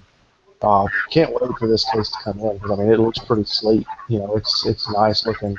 Um, Normally I use the Galaxy S. I mean the Otterbox. You know, when I'm at work, it's got the belt clip and all that good stuff, and I don't like a lot of crap in my pockets. So I wanted something for when I'm just out and about. Because I don't tuck my shirt in when I'm just out and about. I have to tuck my shirt in at work, but that's one reason why I wanted the Otterbox to flip, so I can just clip it on my belt and be done with it. So the reason I got this is when I'm not at work, I can just slip into my pocket, and not have the big bulky or that grippy, rubbery, when I want to pull it out of my pocket or whatever. And looking at it, actually, it's a nice looking case. I can't wait to get it in. All right. Let me get you off this broadcast here. So I just want to plug real quick. Let's see here. Let me get this screen share going. All right. So today, well, let me go here. CM, let's see, CyanogenOS is a custom closed source ROM for, like I said earlier, a bunch of devices. No Nexus devices, but other ones, some independent phones out there like the OnePlusOne and so on. So normally when they release a new firmware update, I try to stay on top of things and update everything because they release firmware updates for fast boot or a stock recovery only. So like if you have TWRP and stuff, sometimes you have issues flashing their updates and whatnot. Or if you don't know how to use fast boot, you can't get it on there unless you're complete stock, and then you can get the OTA that way. But if you're not stock, then it gets kind of crazy. So today I released the a firmware collection. I made this today, this morning. I got up and basically this is, first of all, it has the fast boot instructions here with a video. This is for any device actually. This is a whole video tutorial in text, and it has the drivers and the software to download for your computer to actually use fast boot on any phone or tablet that has Android. The drivers work for any device out there. I've not had a single device that they don't work with. This works on Windows XP all up to Windows 10. You have to have USB 3.0, of course, because sometimes the USB 1.0 or 2.0 have issues with drivers, but it's not big. It's not really a big deal. So that's just a guide, just to get things going. But back to the OnePlusOne here. These are all firmware updates. This is the newest one. It came out August 15th, and this is their second release because they released two of them on the same day. The first one had a bug, so this is the second build. They didn't even rename nothing, which is kind of stupid. They kind of just posted a ROM, and then they pulled it and posted a new one, but there's no difference in file names, so it can be confusing at times. What I made was a firmware only package where it's like 37 megabytes. You can download this to your phone, any recovery installed on your OnePlusOne, and flash this. And it will just flash your firmware, so you don't got to flash a ROM, you don't got to lose your data, nothing. And that may want ROM and firmware. So if you want to use the latest Cygen OS that's completely stock with the firmware, you can flash this and install everything. It's so easy. I mean, just download and flash. Then I got the rooted version of this with no firmware, so it's just a basic ROM by itself with some script support enabled. That's it. And then you got the fast boot version, which is basically you would need the tool up here to flash this bad boy here.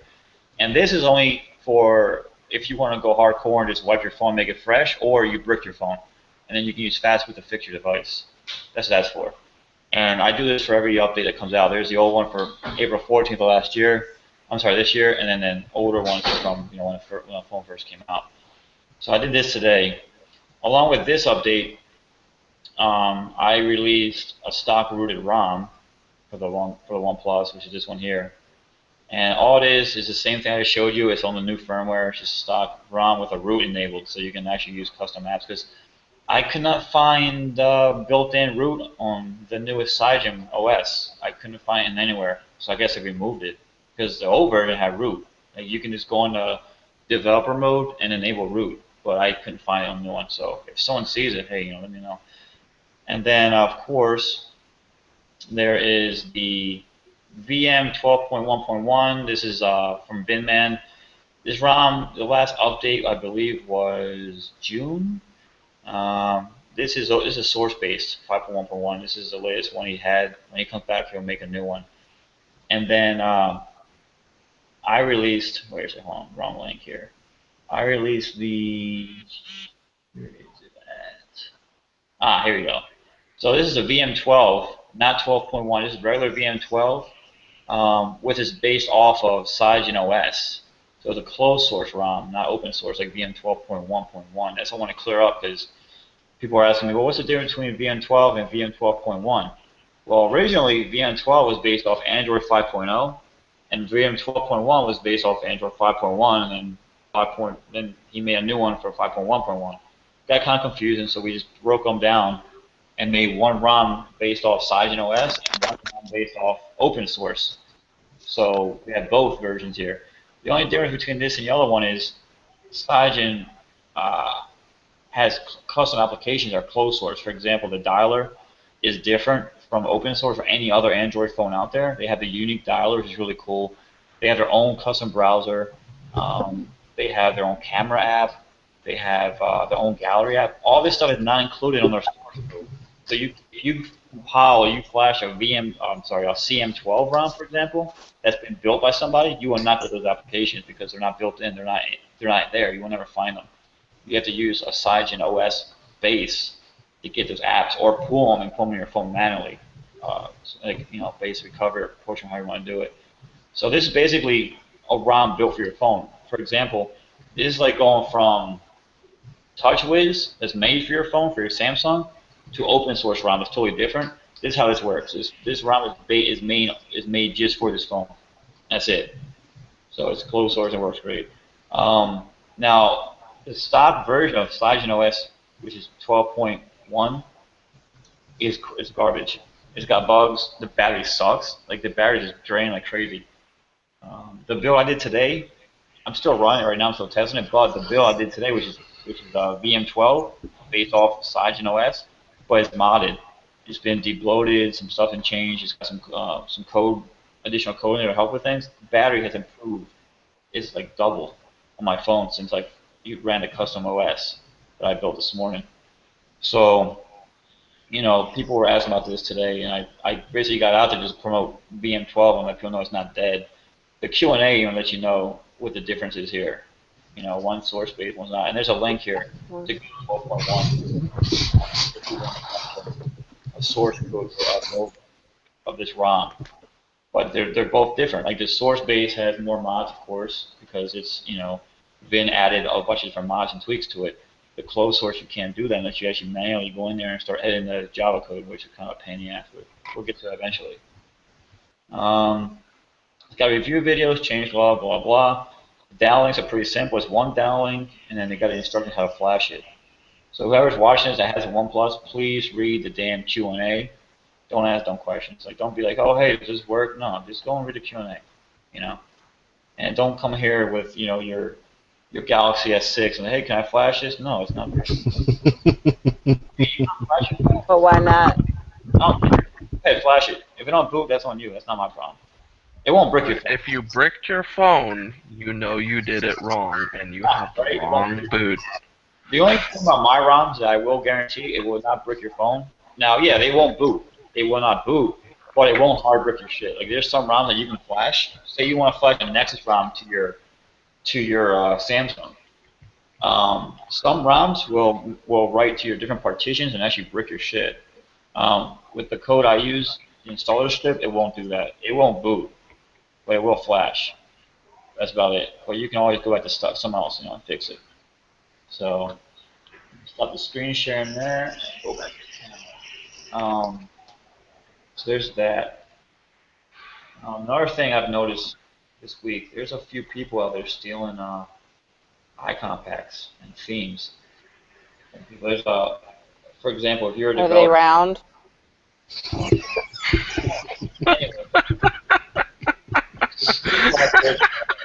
going as far as It's gonna be a round icon pack. Watch.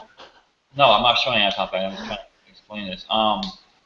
So there's people out there stealing other people's software off of Play Store, renaming it and re-releasing it, and getting the actual original developers banned from their shit.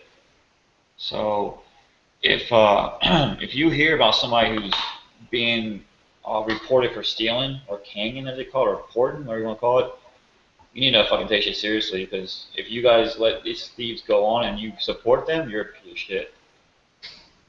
You're fucking scum. I mean, if you use anything stolen for Android, especially if it's someone like a small time developer that's charging like 99 cents or something just to make a living, and you steal his app, or you support any apps that promote pirating, you need to fucking die. Well, I'll go now. I'm just. If it's, if it's a big corporation like Adobe, I don't give a fuck. They got plenty of money, but don't steal from them. I like my Square apps. I'm good.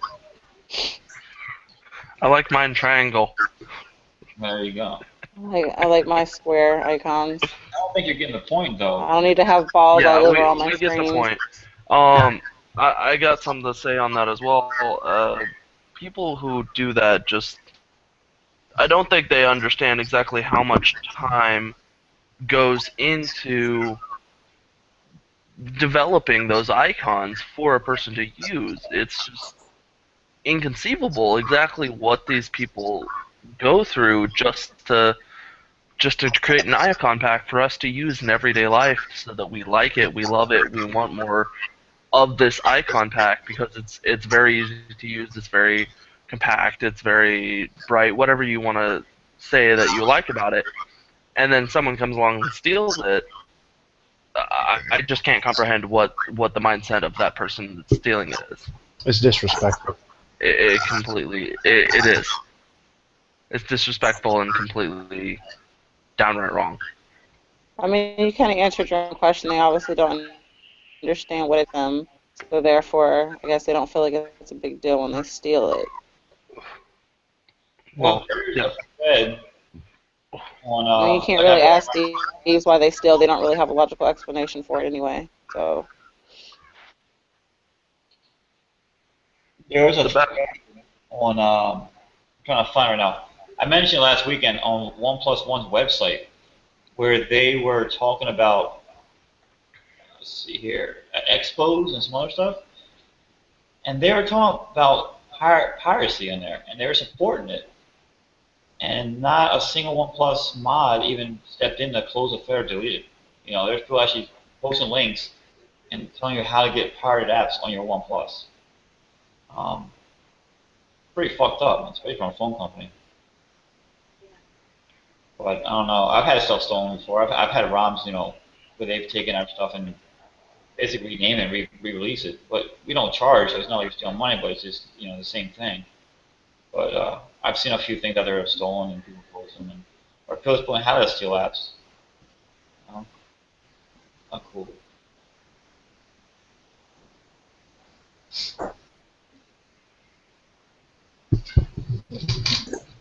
getting back to the Alcatel, your phone, Sky.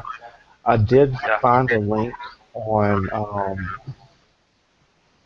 XDA. I'm not sure if it's your phone. It's the Alcatel One Touch Pop S3.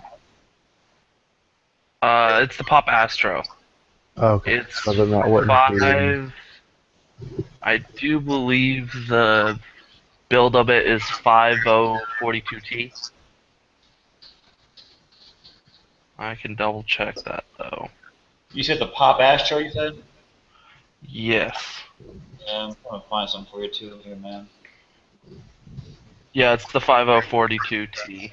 That's the model number. If you look up Alcatel 5042T ROM something at the end to look up for ROM, it usually I tried looking for it. It came up with a couple of sites, one from XDA, and I didn't really know if I could trust it or not, so I just didn't go with it. So. Well, I found a tutorial on how to unlock your bootloader, but it's from actually a developer actually. It's on a different website here. It looks like you gotta download an exploit. Yeah, it's an exploit-based file. But even if you unlock your bootloader, I don't see any recovery for this thing. So you got to it looks like you're gonna manually flash your stuff. It's a pain in the ass because if you have a bad USB cable, whatever, you'll hit your phone for sure. Yeah, I was thinking it was gonna break it if I try to go through multiple steps with this phone.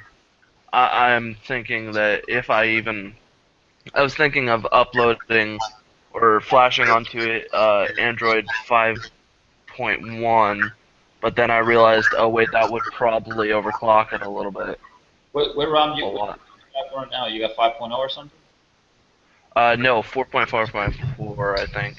Yeah, That's okay. correct. Well, the guy I'm looking at here has actually it's for Android 5.0. I'll post a link here in the comments here. You can always check Alright. it out. But it looks like you need a app called ROM Manager, and ROM Manager lets you flash ROMs to your phone apparently. Yeah, it's. I think Jay Rummy has that app. Yeah, that's exactly what it is. Yeah, I used to use that one when I had my HTC Aria. That was back in the day. Well, apparently there's a clockwork mod recovery for that phone too. I hate guys like this that don't have links everywhere. They just kind of tell you things like, oh yeah, just get clockwork, but there's no link to it. Get Clockwork. Where's the link? Yeah, I don't like that. Like, at least my tutorial, when I make one, it'll have links for everything in there. Everything. Yeah. Or a package. I'm gonna go grab a charger for my phone really quick. Alright. It's gonna die. Alright, Alright, I'll be back.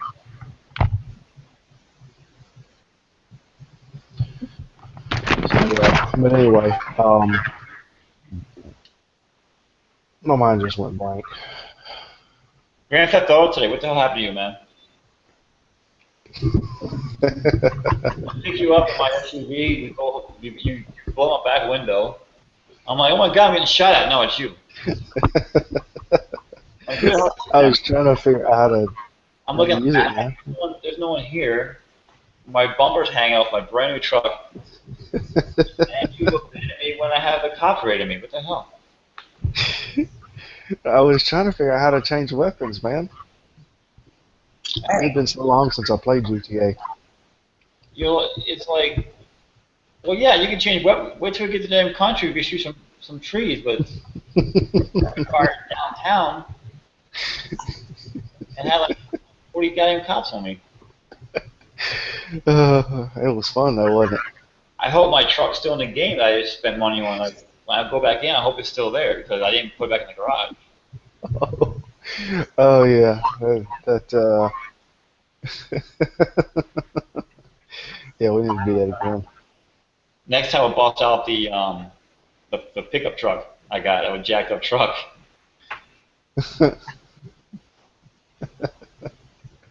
take that thing off road. I need to play it more. Boy, man, Reddit does some funny shit sometimes. Look at this crap. Look at that. What the hell? I just came back to this. What the hell?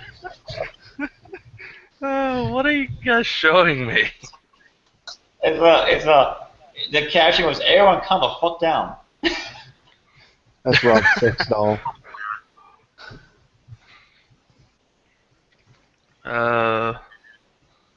Okay. I love. Okay, have you ever used the extenders for your charger? It's USB male to female. Yes. Yeah. Yeah, the extenders. I just got one yesterday, and I'm loving it because I can go long distances with it. How long are you talking here, bud? Okay, so let me reference. The charger is like, the port is like about 5 feet away. Yeah, exactly. Exactly. Yeah, exactly. Extender. This is actually Extender. This is actually an Anchor 10-foot USB. No. I'm talking about. I have one of those. Plus, I have the extender. Like, Yeah. one end plugs into the charger, and then the other end plugs into the other end of the charger. Yeah, I've got one of those. I actually bought mine back when I had the PlayStation 3. My controller would die, and I'd plug it in, and I wouldn't have to be 6 foot away from the PS3. I could actually be 12 foot away. This bad boy here is a gold-plated Anchor with the cable. It's like that braided shit. Yeah. The only problem with Anchor, I've noticed, these cables, the micro USB part, the tips, the teeth wear out. Like they don't, how do you say, they lose their flexibility or their spring, whatever. So on certain phones, like for example, here's a Nexus. On the Nexus, it just slides in and out. Like, see, it comes right out. So on the OnePlus, it locks in because the OnePlus has actually something, I guess, a little tighter port, but it's still, comes right out. Yeah, if you look at mine, I could do this all day. Here's the OnePlus, the white one. That's still pretty strong. Yeah, But it's literally, listen to this. Did you hear that little click? yeah. Whatever is, it's got some strong grip on whatever's inside there. The piece. Here's a Nexus. Oh, there goes that. See. Rip that screen. Look. See, that's good. That's good. This one here, the braided one, the real expensive Anchor. I'm still doing it. The cable itself. No harder. Okay, there we go. No, the weight. I mean, it's insane. But I love the cables. But damn, the micro USB, it sucks on, man. So if you're on a PC, if you're on a computer and you're trying to do some of this, it'll keep reconnecting itself. But it's so damn loose. Yeah. Well, mine, I have the speed charger AC adapter, so it's, and then I've got the speed charger cables. So I had to get a good one, and I researched it a little bit, which one was the best. So that's what I got. Now this is like a $5 cable on Amazon, and this is on the Nexus right here. Actually locked in. But then on the OnePlus, this thing is so tight, it feels like it's going to break the port, but still not bad. So, I don't know. I like Anchor stuff, but damn, the USB cables really piss me off. Yeah. Hello. Oh, she ain't gonna speak. Yeah, I wouldn't speak to me either. She looked kind of pissed off. Yeah, she wants to kill me. What'd you do this time? Oh, I don't know. in the world? She's spraying air freshener? What, did she fart? You're bored? Okay.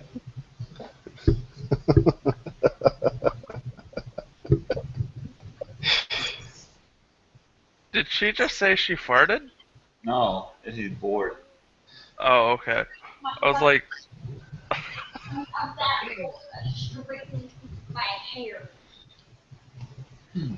So, I do want to throw out a few things about the Galaxy S6. yeah. Um, you know, I never really was a Samsung fan. You know, my wife had the Skyrocket. I actually owned the S3. I hated it. Um, played with an S4, played with an S5. Wasn't really impressed.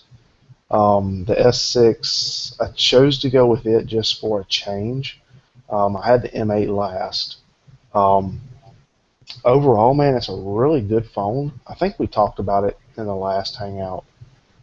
yeah, we did.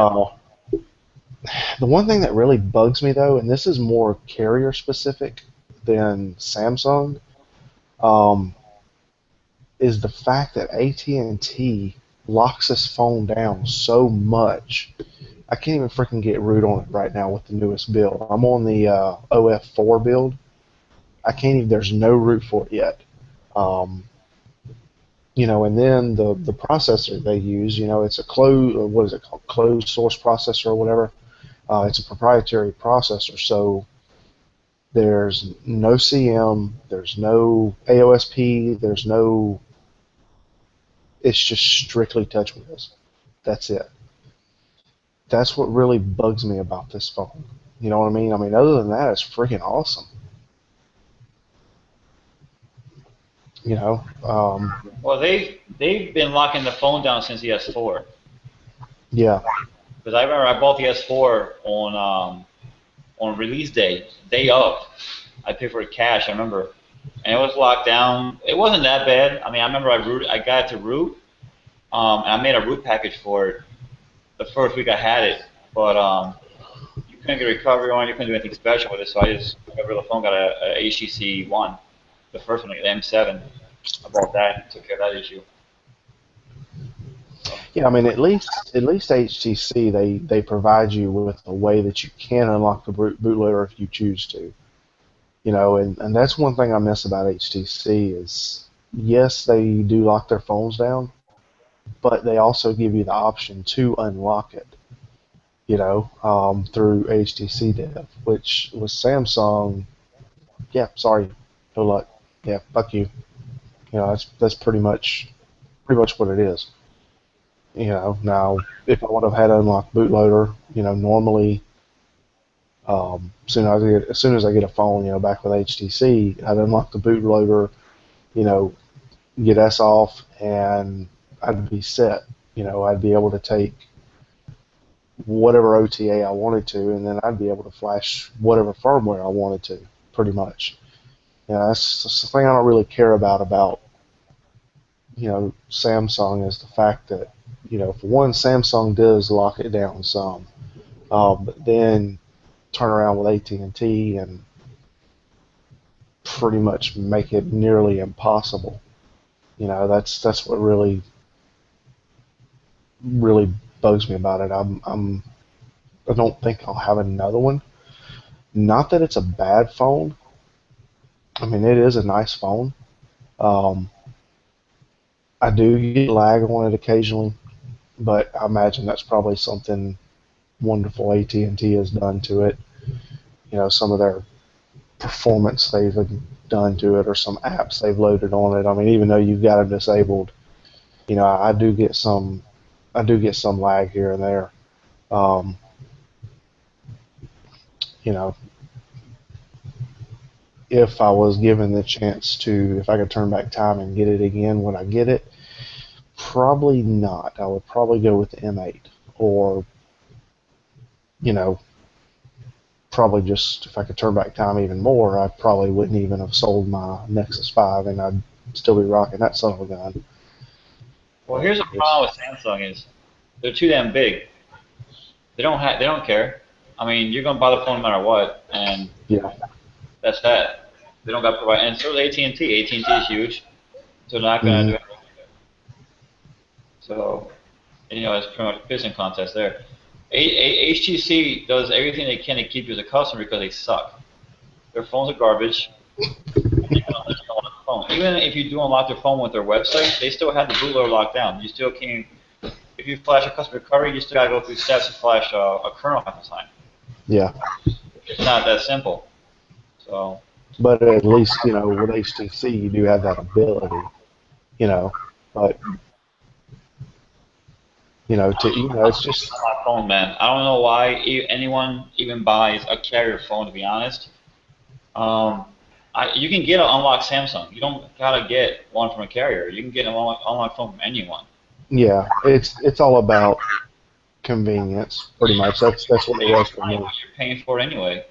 Yeah. You're paying the same price I would pay for an unlocked phone.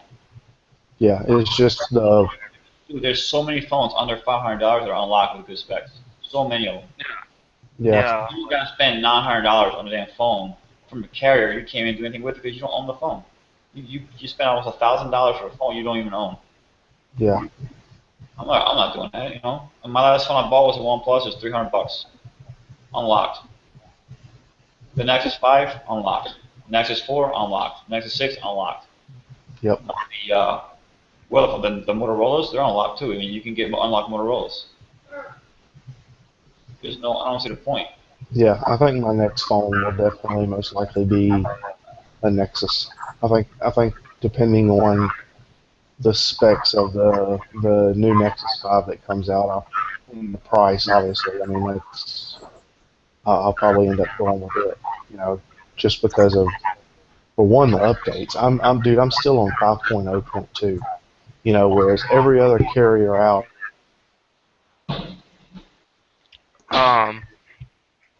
Okay, so the link you guys sent me, it shows when I tried to download it to start it all, it brought me up the survey.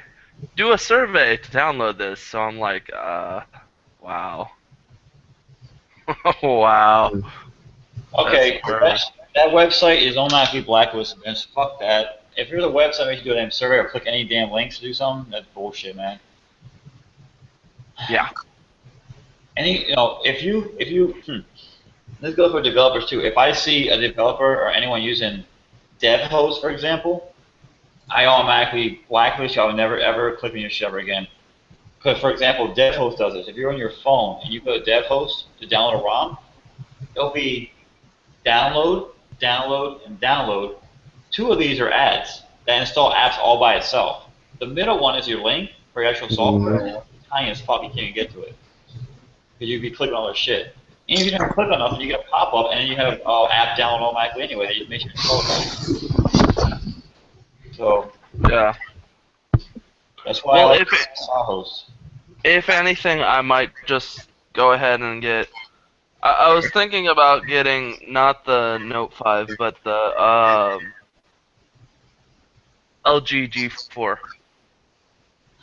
G4. The only thing I like the LG, their flagship devices, is sometimes if you want to unlock it or whatever, it's a kind of a hassle. You got to jump through hoops on them things. There's no official unlock. And for example, on certain phones like the G3 and G2s, if you want to upgrade firmware or ROMs or whatever, say for example you're on KitKat and you want to go to Lollipop, you can't just flash it. You have to actually install their firmware through their little shit, and then you got to reroute your phone, re-unlock your phone, whatever it is, and this is a pain in the ass. I have a G2 that's still on KitKat because of that. Because to install Lollipop, I have to actually install their OTA and then unlock the phone again. And it's not even worth my time. It'll take hours. I'm not even doing it. It's not even worth it. Which phone do you think is the easiest to flash ROMs onto or modify? Nexus. You know why? The Nexus. Google even tells you how to unlock the Nexus. We're on the website. It's three simple words. What is it? It's 3 words, isn't it? If you have Fast boot, OEM, unlock. That's it. The bootloader's unlocked. If you get TechMatte toolkit I made. You just click on the CMD file in there, and you type in fast boot OEM unlock, and you're done. I've actually got it installed here. Let me get it brought up, and I'll do a screen share, show you what it looks like. It should be showing it. Yeah, I mean, this is it, dude. That's it. All you do is double click here, and you can't see it on the screen because the way I've got it shared. I'll do this. Oops. Screen share, entire screen. So screenception, and then. Jesus Christ, what's up with that bug, man? So this is it, dude. So let me plug my phone in.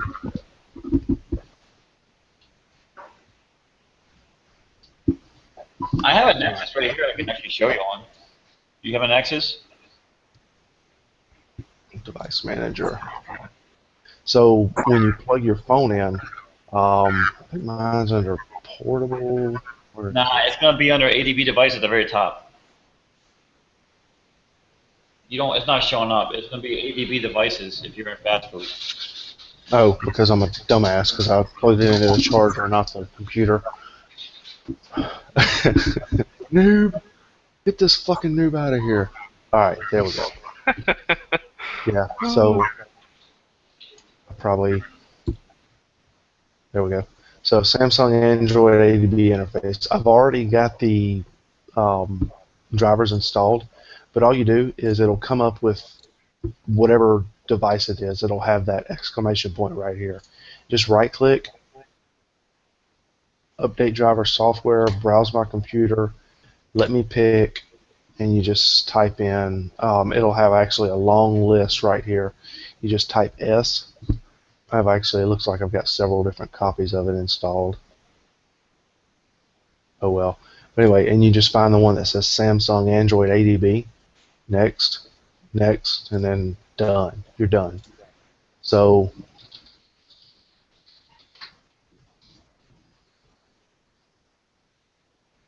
and it shows your device right here. And then to unlock, like, just say a Nexus.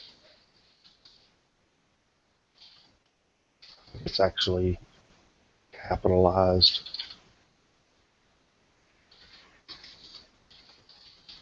That's it. It's been a while since I've done it. You hit enter, and it goes through some steps. And what'll happen is, if I'm not mistaken, I think it will actually wipe your device. I have one right here plugged in. I'll show you right now. Let me share the screen. And all right, so here we got going on here. My Nexus is plugged in. Hey, hold on, Rob. Stop presenting me. Present yourself. I'm still presented. Oh yeah. All right, hold on. All right, so make sure my driver installed for this thing real quick. Device manager. All right, here we go. Let me see if I can install the driver on the screen too. 1 second here.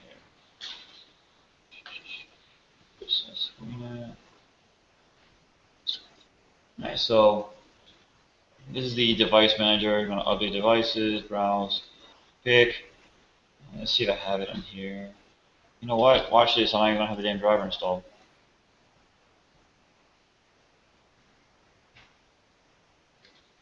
Alright, I guess I'm going to show you how to install the drivers too. Let me show the entire damn screen. Okay. So here's what's going to happen here. We're going to show you how to actually use this thing. So the tool here is called Nocturnal Fast Boot.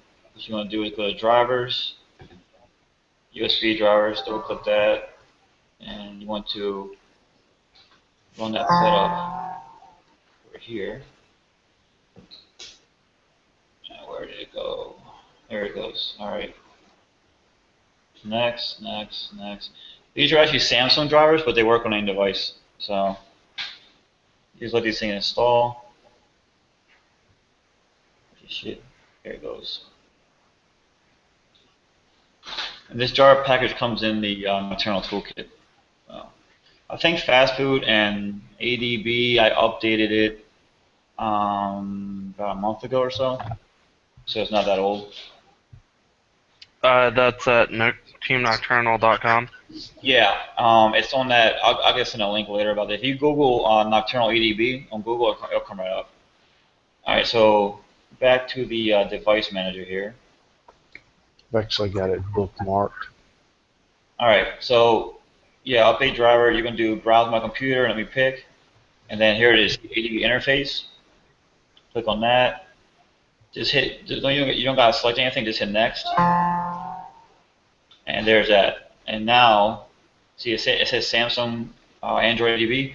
It's an LG phone, but it doesn't matter. It's still gonna work. So now go out to the command prompt here, and ADB devices. It's nice showing up. Let me see something here.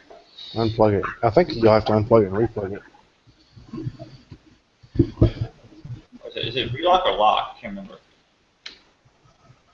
I don't remember. Yeah, so now my phone's locked again. It says state locked. So there's that. So say you got your brand new Nexus right now, which you would plug it in and do the driver, and it's type this.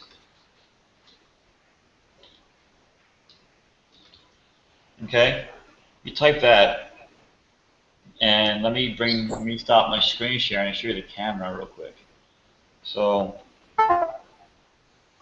stand USB.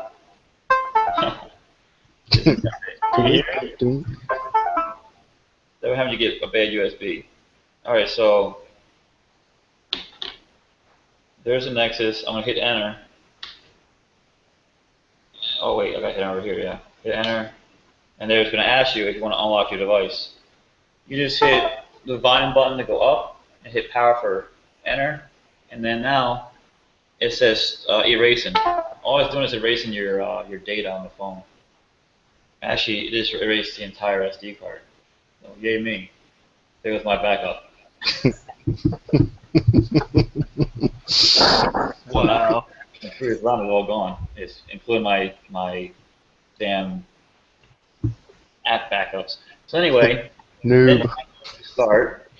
You just noobed it. Yeah, I did. It says unlocked, but I don't know what's going on here. But it's still in this mode. I don't know if it's racing or what. It's actually stuck. Nothing's happening. You done hard brick your Nexus. No, I don't think so. I'm gonna go ahead and just power it off and reboot it and see what happens. Uh-oh. There we go. Break Nexus 5 on there. How to brick a Nexus 101. Let's go back into the. All right, so let's go. How not to flash a Nexus. Oh. There's team win. Oh yeah, look at Jesus Christ. Oh, there goes all that crap. You saw that code? It's actually trying to. It's still. I should let it finish on my command. Yeah, next time you do this, make sure it finishes on your command prompt. Because what happened was, it didn't finish. So now I probably have broken partitions here. We'll find out in a minute here. Yeah, there it goes. It's still erasing shit. Yay. It's probably gonna go on. Watch it just keep on doing this for the next 7 minutes. The team win again. Yep. Yeah. So this isn't supposed to happen. Don't stop your phone from erasing itself. Let it finish. Get wrecked. This whole step all over again. Let's see. Is it going to stop this time? No, it's still trying to work the cache. And it made a screenshot just now. It just made a fucking screenshot. Oh. All right, let me relock it and do it again. So maybe we need to edit this part out of the video. No, it's live. It's live. All right. So here's this part. Back to this screen again. And now my command prompt is doing its thing. I'm going to let this phone sit here. That's some shit that I would do. I'm not going to touch this. And we're going to let it finish erasing here. And I need playing with the camera, and I can just move the camera, and you can see what the phone's doing. That was pretty funny. This is what not to do. A live hangout, you get to experience all the good stuff. All the special things called erasing a cache. Let's see. So theirs has finished, as you can see. So we're good there. And here, I guess it's done. Let's go ahead and try this again. It's You should. Yep, look. It shows unlocked. It's probably a brick now. I got to probably redo everything. Yeah. It's not going to boot. You done fucked it up. I'm probably going to get a factory image and flash it now. Yep, flash all that back. Yeah, it's How not to do something. 101. Yeah, don't unplug your phone next time. So I'll have to get a factory image and actually flash it. No big deal. I'll fix it. See, that is one good thing about a Nexus. It's hard to hard work it. It's like, that's like one of the most difficult things to do. Okay. Watch me do it the first time I get it. Here's the thing, man. As long as you can get into your bootloader, you are fine. Because you've got the factory image you can flash. Keep it on your computer. And all you do, I don't think I have one. I'm pretty sure I don't. I have to go download it. I know I'll do. I'll just download. I'll download the Marshmallow one. Pop it on here. Yeah. Yeah. All you do is you just open it up. I think it's a zip. You unzip it, and then there's a flashall.bat. You make sure your Nexus is plugged in. Make sure it's recognized in ADB, and you just double-click that batch file, and it does everything for you.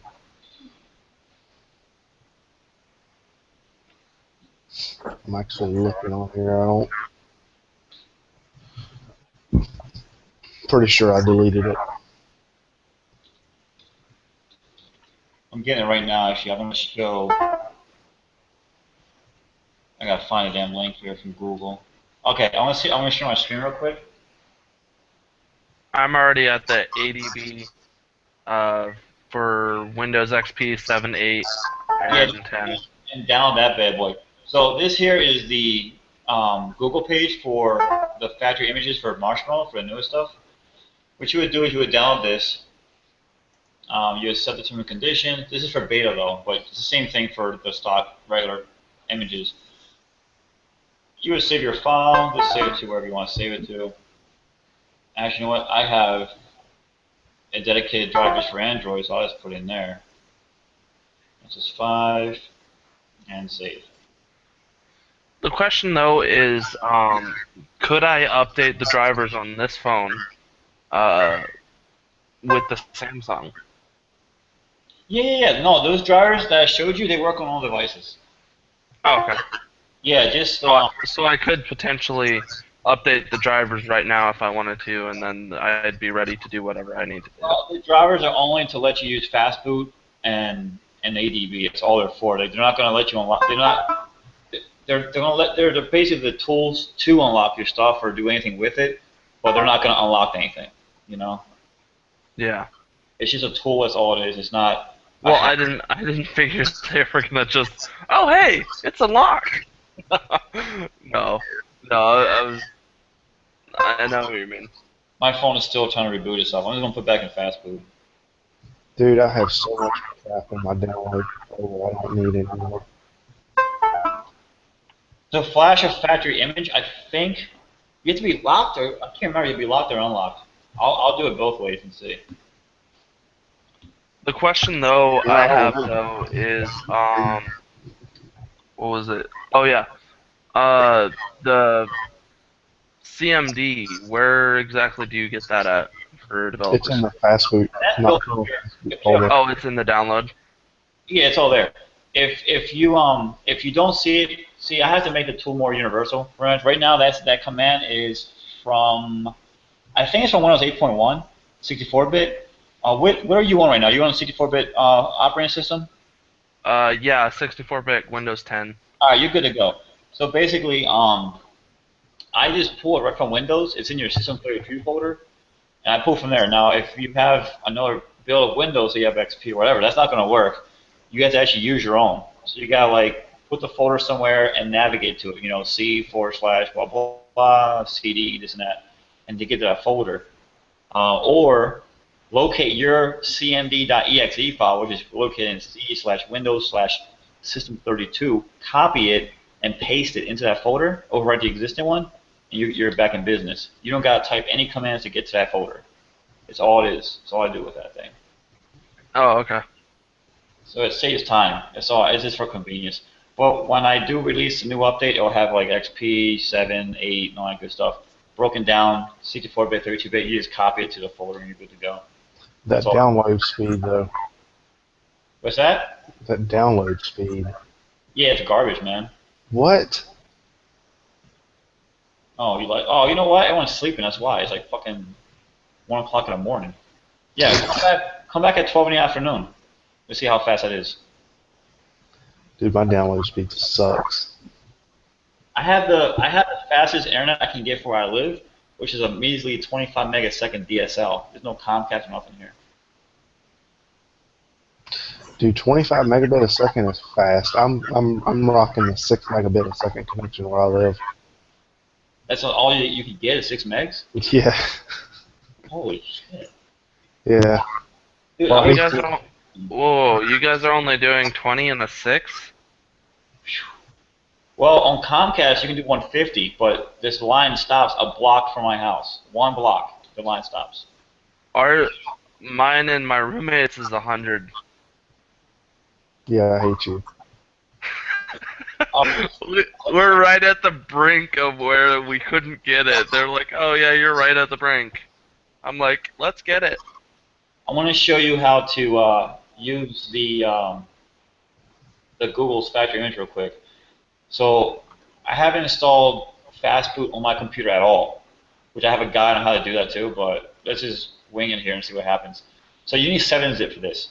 I'm going to extract the files. Just here. Yeah,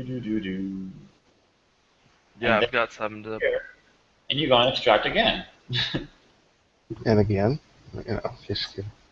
And there's that. All right, so you go in here, and then you have a flash all bat. What this does is it flashes to your phone. Now, like I said, I don't remember if I have ADB and Fastboot on my system yet, so we'll find out in a minute here. And actually, no, it's working, so we're good to go. And this is what it does, all by itself. Google made this tool. It's just a flash all bat. It flashes your bootloader, flashes a stock raw recovery, everything's stock.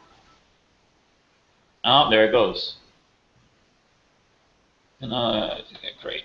Let me, I probably gotta update my damn Fastboot on my computer for this. So lucky me. This ain't gonna happen tonight. It takes too long. You have to have the latest Fastboot for this to work, as you can see here. I can try and push this manually though and see what happens. So I'll be sure that. So let's go ahead back to the Nocturnal toolkit here. And I'll show you how to flash this stuff manually. This, ladies and gentlemen, is how you hard brick your device if you don't know what you're doing. Alright, so check this out. I have a bunch of images. I got a boot, I got a cache. The bootloader may not work, but we're going to find out here. So you're going to type in Fastboot. Flash, system image. Let's see what happens here, see if it works. And my phone, it has a green text that says downloading right now, so it's flashing the system image right now. So if the Google way doesn't work and you saw it failed, this is the other way to do it. This is the manual way. Okay. So it's basically, if you have a boot image, a system image, a recovery, you type in Fastboot, flash, whatever the image is, system image, recovery image, and so forth, that's all you do. So there, now it's writing the system. It pushed it, now it's going to write it. And on the phone, it says, on the bottom, it says in green text, writing at the same time. So let's have this going here. I did a video on this too, I think, a while back, maybe a few years ago, on fast boot commands and how to unbrick your phone. If you know this stuff, man, you're golden. You won't have a problem. You can brick it and unbrick it, you know. But this is soft brick. This isn't a hard brick. Hard brick is when your phone don't do shit. It's dead. This takes a little while. The system image always takes the longest because it's huge. It's like a gig or something. It's pretty damn big. Let me see. It's how big is that file? Yeah, it's a whole gig. That system image. It's freaking huge. Come on.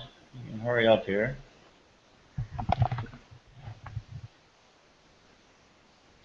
So, let me see. Okay, there, that's done. All right, so next you're going to do fast boot flash boot dot image. All right, that's done. You gotta do your cache image, don't you? Do I have to do the cache really well? I don't know. I think. Let's try it out.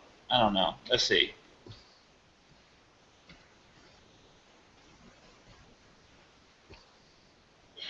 Okay, there's that. I guess I can just do user data too.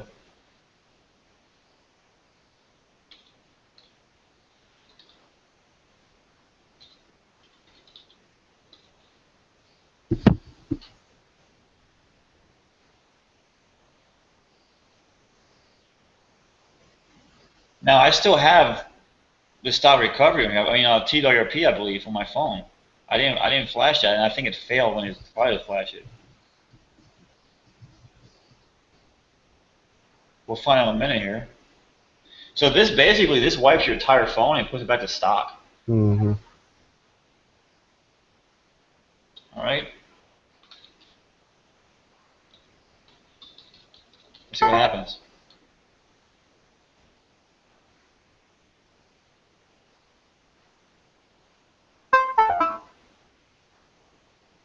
Here comes some marshmallow. Shit. Oh yeah.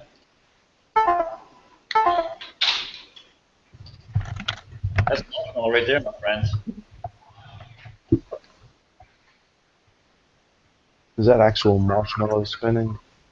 Yeah, there's a reason why I have passwords for everything on here. I don't know. No, it's just like a bunch of crazy ass fucking icons. Oh, okay. Yeah. Yeah. It looks like a bunch of marshmallows spinning.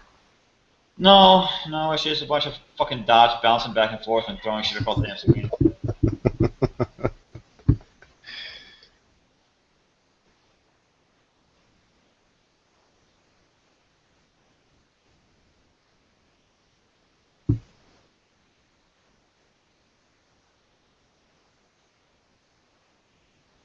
It's still trying to boot.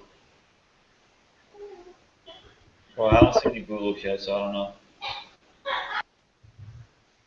Well, I gotta go, guys. I'm hitting the edge. I'm already tired. All right, man. Good hearing from you again. I'll be in touch with you though. I'll be in touch. All right. See you guys. I'm out. All right, man. Later. All right. Well, if this boots or not, who the hell knows? It could be boot loop for all the hell I know. I don't know. It doesn't really tell you. It's not like before when you get a boot loop, it reset the whole boot, the boot animation. Yeah, to where it's just a generic Android. I think it's moving. It's taking longer than normal to boot up. I mean, it's still going. It should be. I don't know if it's your first boot. Usually your first boot does take a while. Really? On the stock though? I can't remember. It's been a long time since I flashed a stock image from my phone.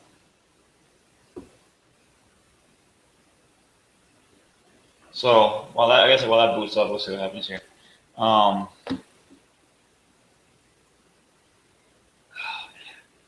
So you're still waiting for that phone case to come in the mail? Yeah. Matter of fact, let me check it and see. I want to check and see where it's at. It's probably still in whatever Illinois it was in 3 days ago. I wonder if you run a logcat while things booting up. Probably not though. I don't think ADB is enabled by default anyway.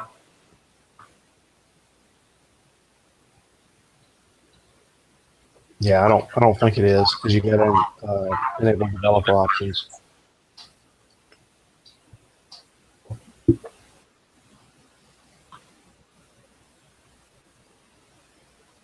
I think it's broken though.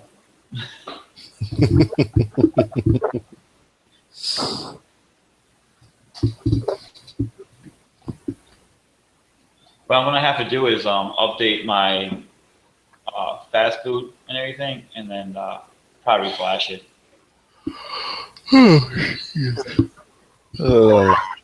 Or flash a stock ROM again. I don't know.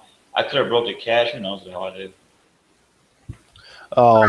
Try to reboot back into recovery and wipe the cache and data. See what that does. Yeah. I gotta get the Android SDK installed anyway. Yeah, that's something I haven't done. I lost all my stuff. Yeah, it still shows it's in Forest Park, Illinois. Wow. So I don't know if anybody knows what's going on in Illinois right now, but That sucks.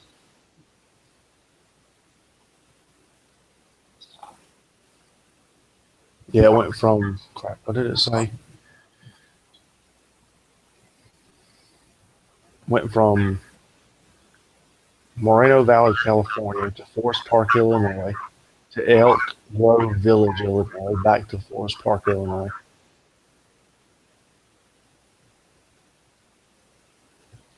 I'm crazy. going to go ahead and end the broadcast, the live broadcast. I'm going to stay on the Hangout. All right, man. So this video don't drag on. So see you on next week. Hopefully you can have some more action. Maybe Morgan can join us next time. Fucking asshole. Fucking Canada. Fucking Canute. All right.